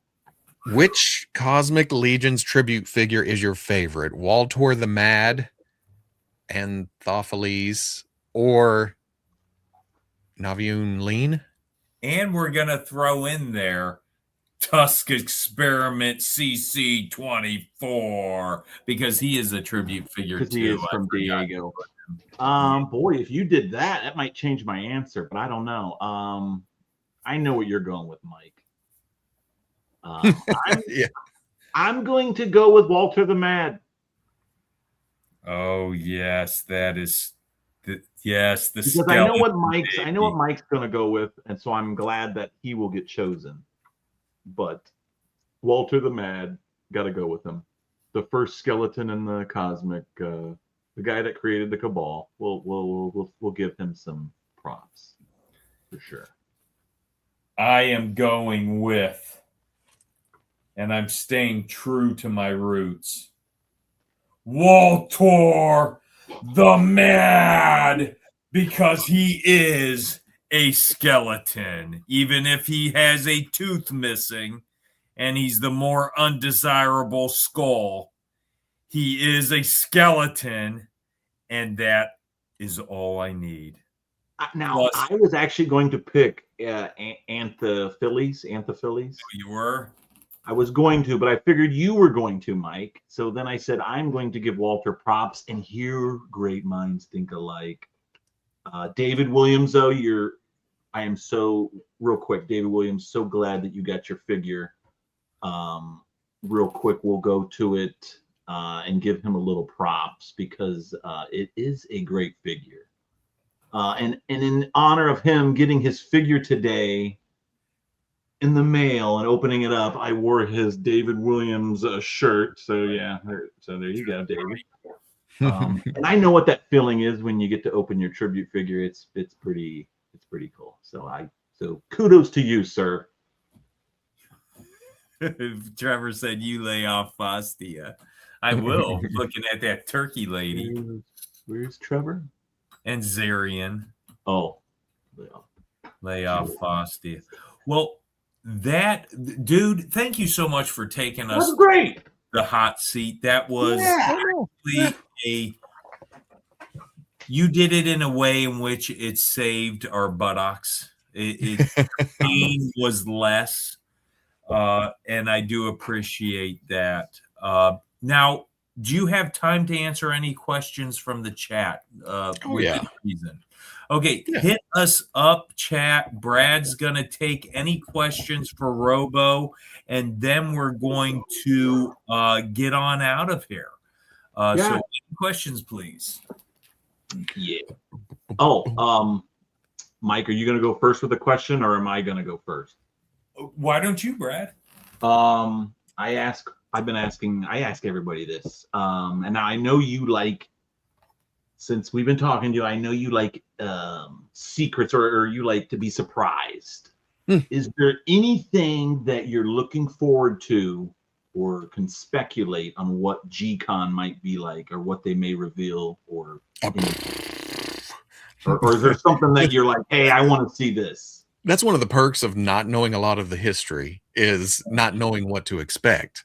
So it's going to be a total surprise. Like, I've actually had some people say, you know, they're going to show another dragon or something like that. And I'm like, I think they want to release the dragon before getting too crazy about another dragon. But I don't know. I don't have any expectations. And that's... I have a question for Robo Brad, if you can bring up these photos. Oh, boy. What tribute figure, Robo, is your favorite? Broder of Bjorngar with his amazing metallic love pillow pauldrons, or Emir Kaspar / Scapular 2, the Crypt Breaker. Can you bring those pictures up? That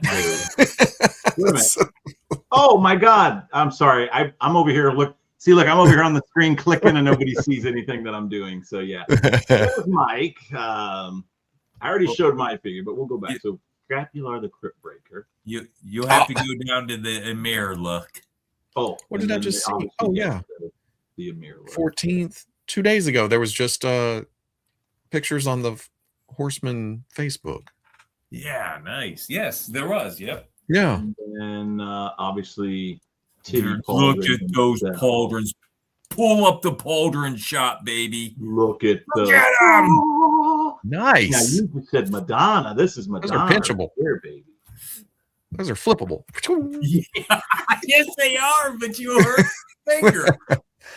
Except with that much gear, it's cold, and my fingers would be like pang, on metal. That sucks. You brought up off. I throw them as like little Chinese stars. I'm like, yeah. So here's they come back. If Broder's in the north and it's a cold day, are the pauldrons bigger? Well, let's. You see, are they more nipply? Well, wouldn't shit. But they cold drinks, right? So wouldn't it be smaller? No, we're talking about tits, not cock. Okay, all right. So yeah. So yes, they would be bigger, taller. Yeah. By at least Robo. But between those two, I got to go with Scapular. Yeah. Because I mean, there was a statue last year too, wasn't there? Yes. Yeah. Man, that thing between that and the new little monkey demon thing, those are scary, and I like it. Nice. Yeah. Dizing. Brad, I think maybe we should triple knight him. Triple swords knighting. Oh shit! Oh shit! Oh shit! Should we put Bella's back scratcher in there too? Oh yeah. Oh yeah. We're going full out, baby, full out. Man, I feel like I'm about to be part of the Bleeders Guild. Ah. Oh yeah. Watch the ears. Watch the ears. Hyping them. Has anybody ever been quadruple knighted on this show before? Not quadrupled. Jeremy got a triple. Who else got a triple? I don't know. It was it Justin? No. Who the hell got a triple? Oh my god, I'm having a brain fart. I'm the first member of the quad club, huh? The quad. You are. The quad. Yeah. We need a scapular to look at, broder to play with. Let's go back up here because I know we got questions probably. We can't. Oh my god, we can't be friends anymore, Mike. What? Brett, that's what Dave Workin said. What happened? I'm not talking to you, Brett. Okay, here we go. Here we go. If you had to eat a Cosmic Legion's character, she'd be number one. Oh, well, yeah. He's talking about Manjira. Yeah, because she's turkey. You're delicious. Okay, here. They need to do a V2 Walter with a skeletal foot missing a toe. He had his toe cut off. I think that can be done. They should have done it in that damn blue, what was it? The blue cosmic pack of his, where they had the arms and the that'd be screaming cool. heads. They could have put a freaking foot in there missing the toe. Oh, here we go. Curtis. Robo, are there any action figure customizing paintbrush sets that you enjoy using? There may be one set that I enjoy using and looking forward to upgrading soon with the newer edition. Yeah, I heard there's like 4 new brushes. Is that correct? Is that what I hear? I've got one right here. It's right here. I keep my brushes that I use the most right here, and there's Curtis's. Oh, and I hear it. The way he says Robo. Yeah. Is that the same chair that Stephen Hawking had? This one? No. Is that what he's talking about? That's all. I'm assuming because it's got the full on. Oh my god.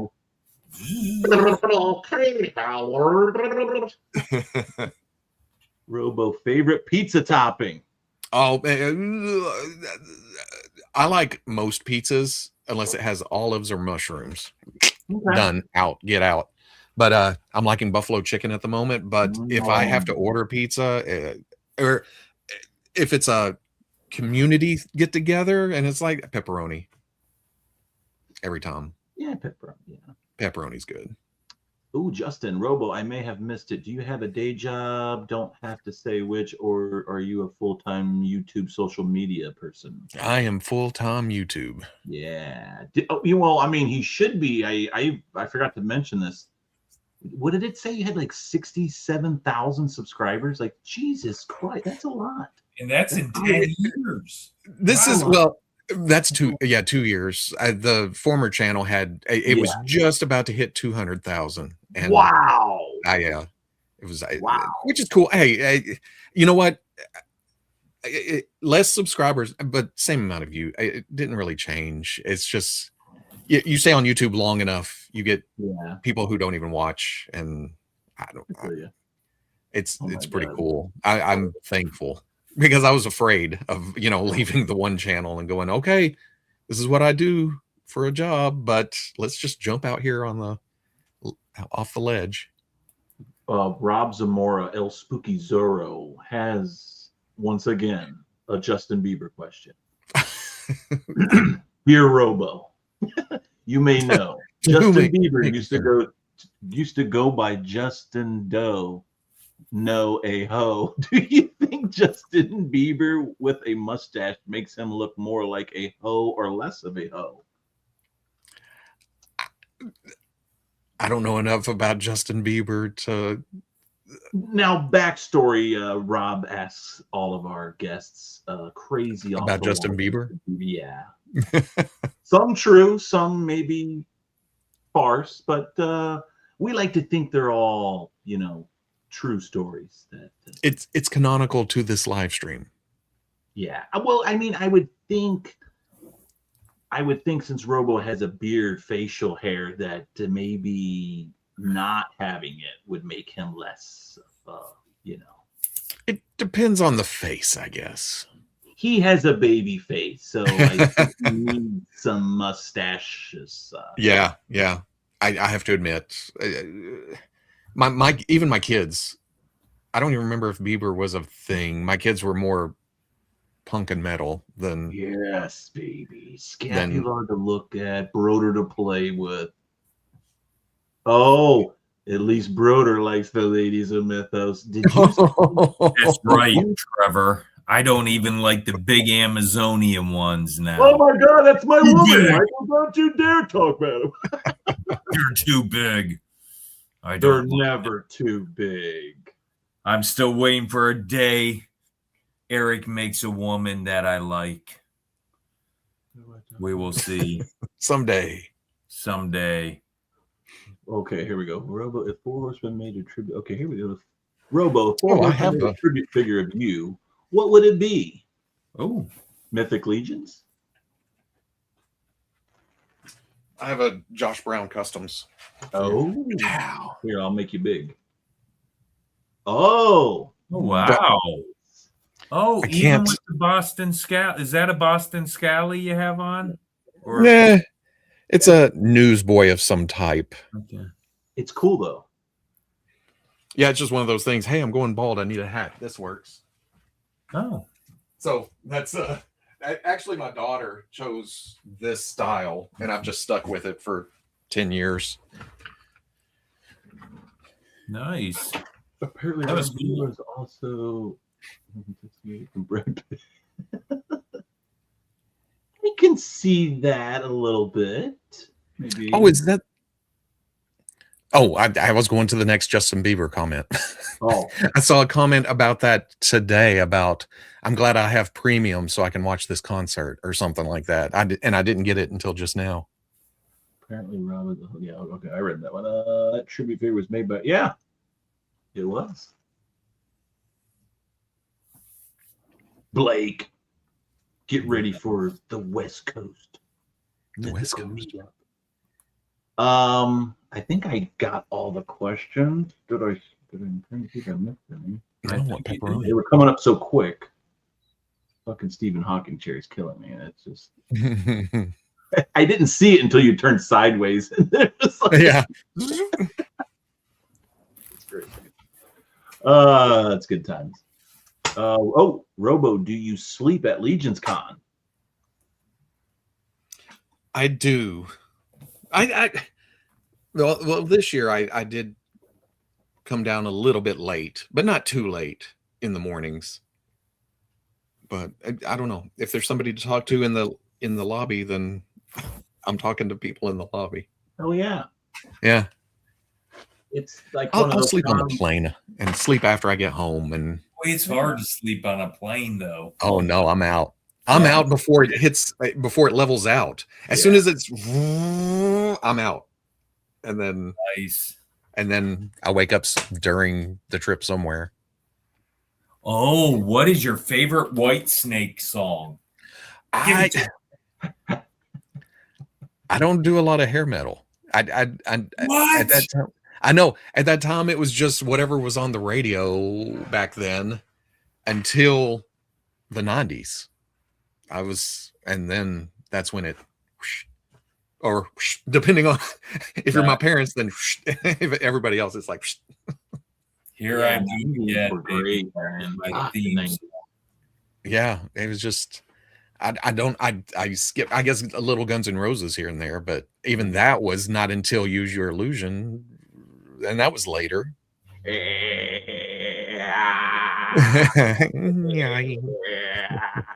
Brad does a good Brian Johnson. You want to do Brian Johnson real quick? Man, your microphone hated that. The internet hated that so much it cut it out. Yeah, that's what Mike says. Mike goes, "You're so high, it cuts it out." Yeah.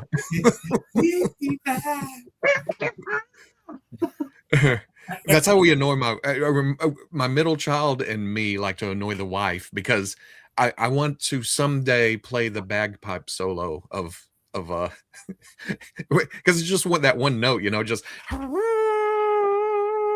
and yeah. And she's like, stop that. Yeah. Well, it looks like we have one last question from James Studio Samudio. Robo, what pillar would you like to see? So I think what he means by that is the 5 pillars. Beathair the dragon is one of the pillars. They're coming out with 4 other dragons. Beathair was the western dragon. Supposedly there's an eastern, northern, southern, and one of the underworld. And I think the question would be, which one would you like to see next? Are there pictures of these, or are we just assuming that they look different and the colors of them? And there is a picture of the face of the Aresius, which is the eastern dragon. If you go to the factions, Brad, it looks like a Chinese dragon, a classic eastern dragon face, where Beathair is more of your western type. Let's see. Are you talking about the... So I'm assuming the underworld dragon would be spiky and pointy and probably, and then black and lava-like, and might be like an Arctic type theme. The southern dragon, not sure. Maybe palm trees, overalls. Yeah. Barefoot. Never know. Hey y'all, I'm a pillar. If you go to factions under Mythic Legions, you'll see the sect of Aresius. Oh, this here. Oh, you're talking about the doing it again. Well, we can't see. You got to go out one to the factions. We can't see his face. Oh, let's see. You're talking about right there. So Beathair's the one off to the right. There's this one, and there's the second. So it kind of looks like a Chinese dragon a little bit. Yeah. I think I'd go underworld just based on my mental image. Yeah. Southern, stay on brand. I want to pick Southern, but I would probably go underworld. I would think the underworld would be spiky, like you said, and black.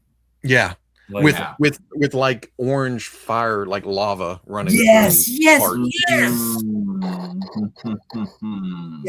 Oh my God. See, okay, so you need, not that Eric needs help with his creativity, but you should drop by the studio every now and then and give them this information. No, because but that's just, I don't know. I feel like they would come up with something different just to not go, because that's our first thoughts, right? And I feel like they want to subvert those expectations. I have noticed they do listen to the fans a lot. Yeah. But then they just make it better. So it's almost like they take all the inputs and then like, hey, this is what they want, but if we're going to give it to them, it's going to have to be this way, or, they are. I mean, like every time, for 4 years we had, I think the number one question was, what do you want to see made in the mythos? It was always a dragon. I mean, it was usually a dragon. It's hard to ask people these questions now because the horsemen keep doing what people are asking for, with werewolves and different other things. So we're gnomes and little people. So we're getting the stuff that we want, but they're definitely listening. I know that for sure. Yeah.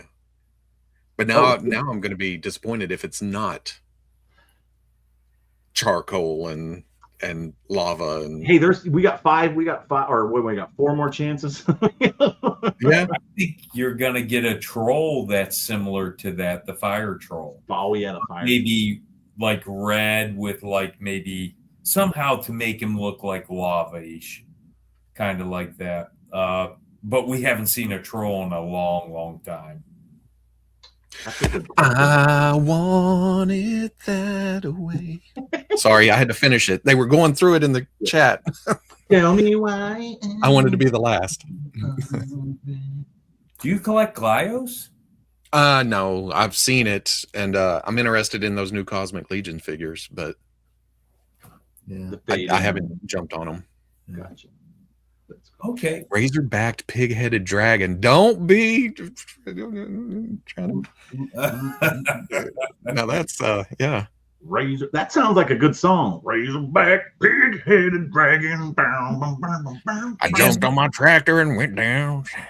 To end the show, I'm going to just ask this question right now. Did you get a Beathair? Oh, shit. Yeah. Oh yeah. Yeah. Yeah. I was told to get a Beathair.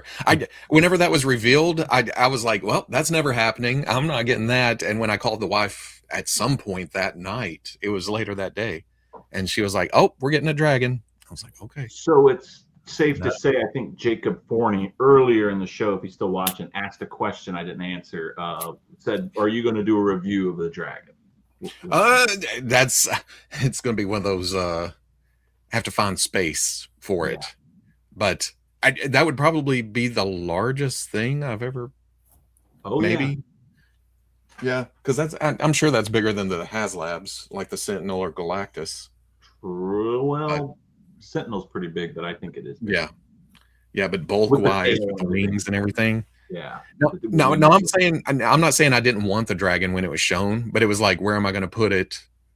That kind of thing. And she was just like, we're going to put it on the dining room table, but we now have a case in the bedroom for stuff like that. Okay, are you telling me your wife said we're going to display the dragon on the dining room table? Mm-hmm. Yeah. That's someone just recently said it was Wyatt. Wyatt said his girlfriend said we're displaying the dragon on the living room coffee table. Do you know what that is? Robo, do you know what that is? That means you hold on to that woman, never let her go, because she is hen's teeth. She's a unicorn. I know. When she said that, I told everybody, because that was that year. I told everybody the next day that asked. I was like, my wife has said, you can put flower arrangements around it. You can change it for different seasons. You can put Christmas lights on it. Yeah. But she wants to do it with the fire. We got the fire set, but not the wings, because they go out. We want the wings to go up and then the fire out. So it's the length of the dining room table, if that's where it ends up. Yeah. And the ring. Man, it's so refreshing to know these women exist. She is a damn razorback, pig-headed dragon lover. And what'd you just call my woman? God dang it. I'm telling you right now, this has never happened before, but we are knighting someone who's never been on the show. Do it, Brad. We are knighting Robo. Knighting Wyatt. You can show her this later if you want. This is like 6 time, right? 7 time. You might have a record here. I mean, quite a bit. But hey, thank you so much for coming on. Yes. We do very much appreciate it. It's no problem. That we surprise people. We don't have a show next week. We are back to our bi-weekly shows, thank God now, because I don't know how shows do it every week. Yeah, it's hard to keep up that kind of schedule. It is. Yeah. We're 2 months in a row, or eight been shows in a row? Over 2 months we've done it every week, just because of circumstance, what was happening. But we have on in 2 weeks, April 28th at 7 p.m. Eastern Standard Time, we have the lovely Darla Ackerman, the better half of the inevitable one himself, the tape making master, on the show. So we are very happy to have Darla on and the hot seat and all that good jazz. I will definitely send Darla flame retardant underwear. I will, because we can't have her, getting that hot in the hot seat. Yes, I definitely agree there. Hot in the hot seat. Yes, the hot seat. So, okay. All right, peeps. We'll see you in 2 weeks.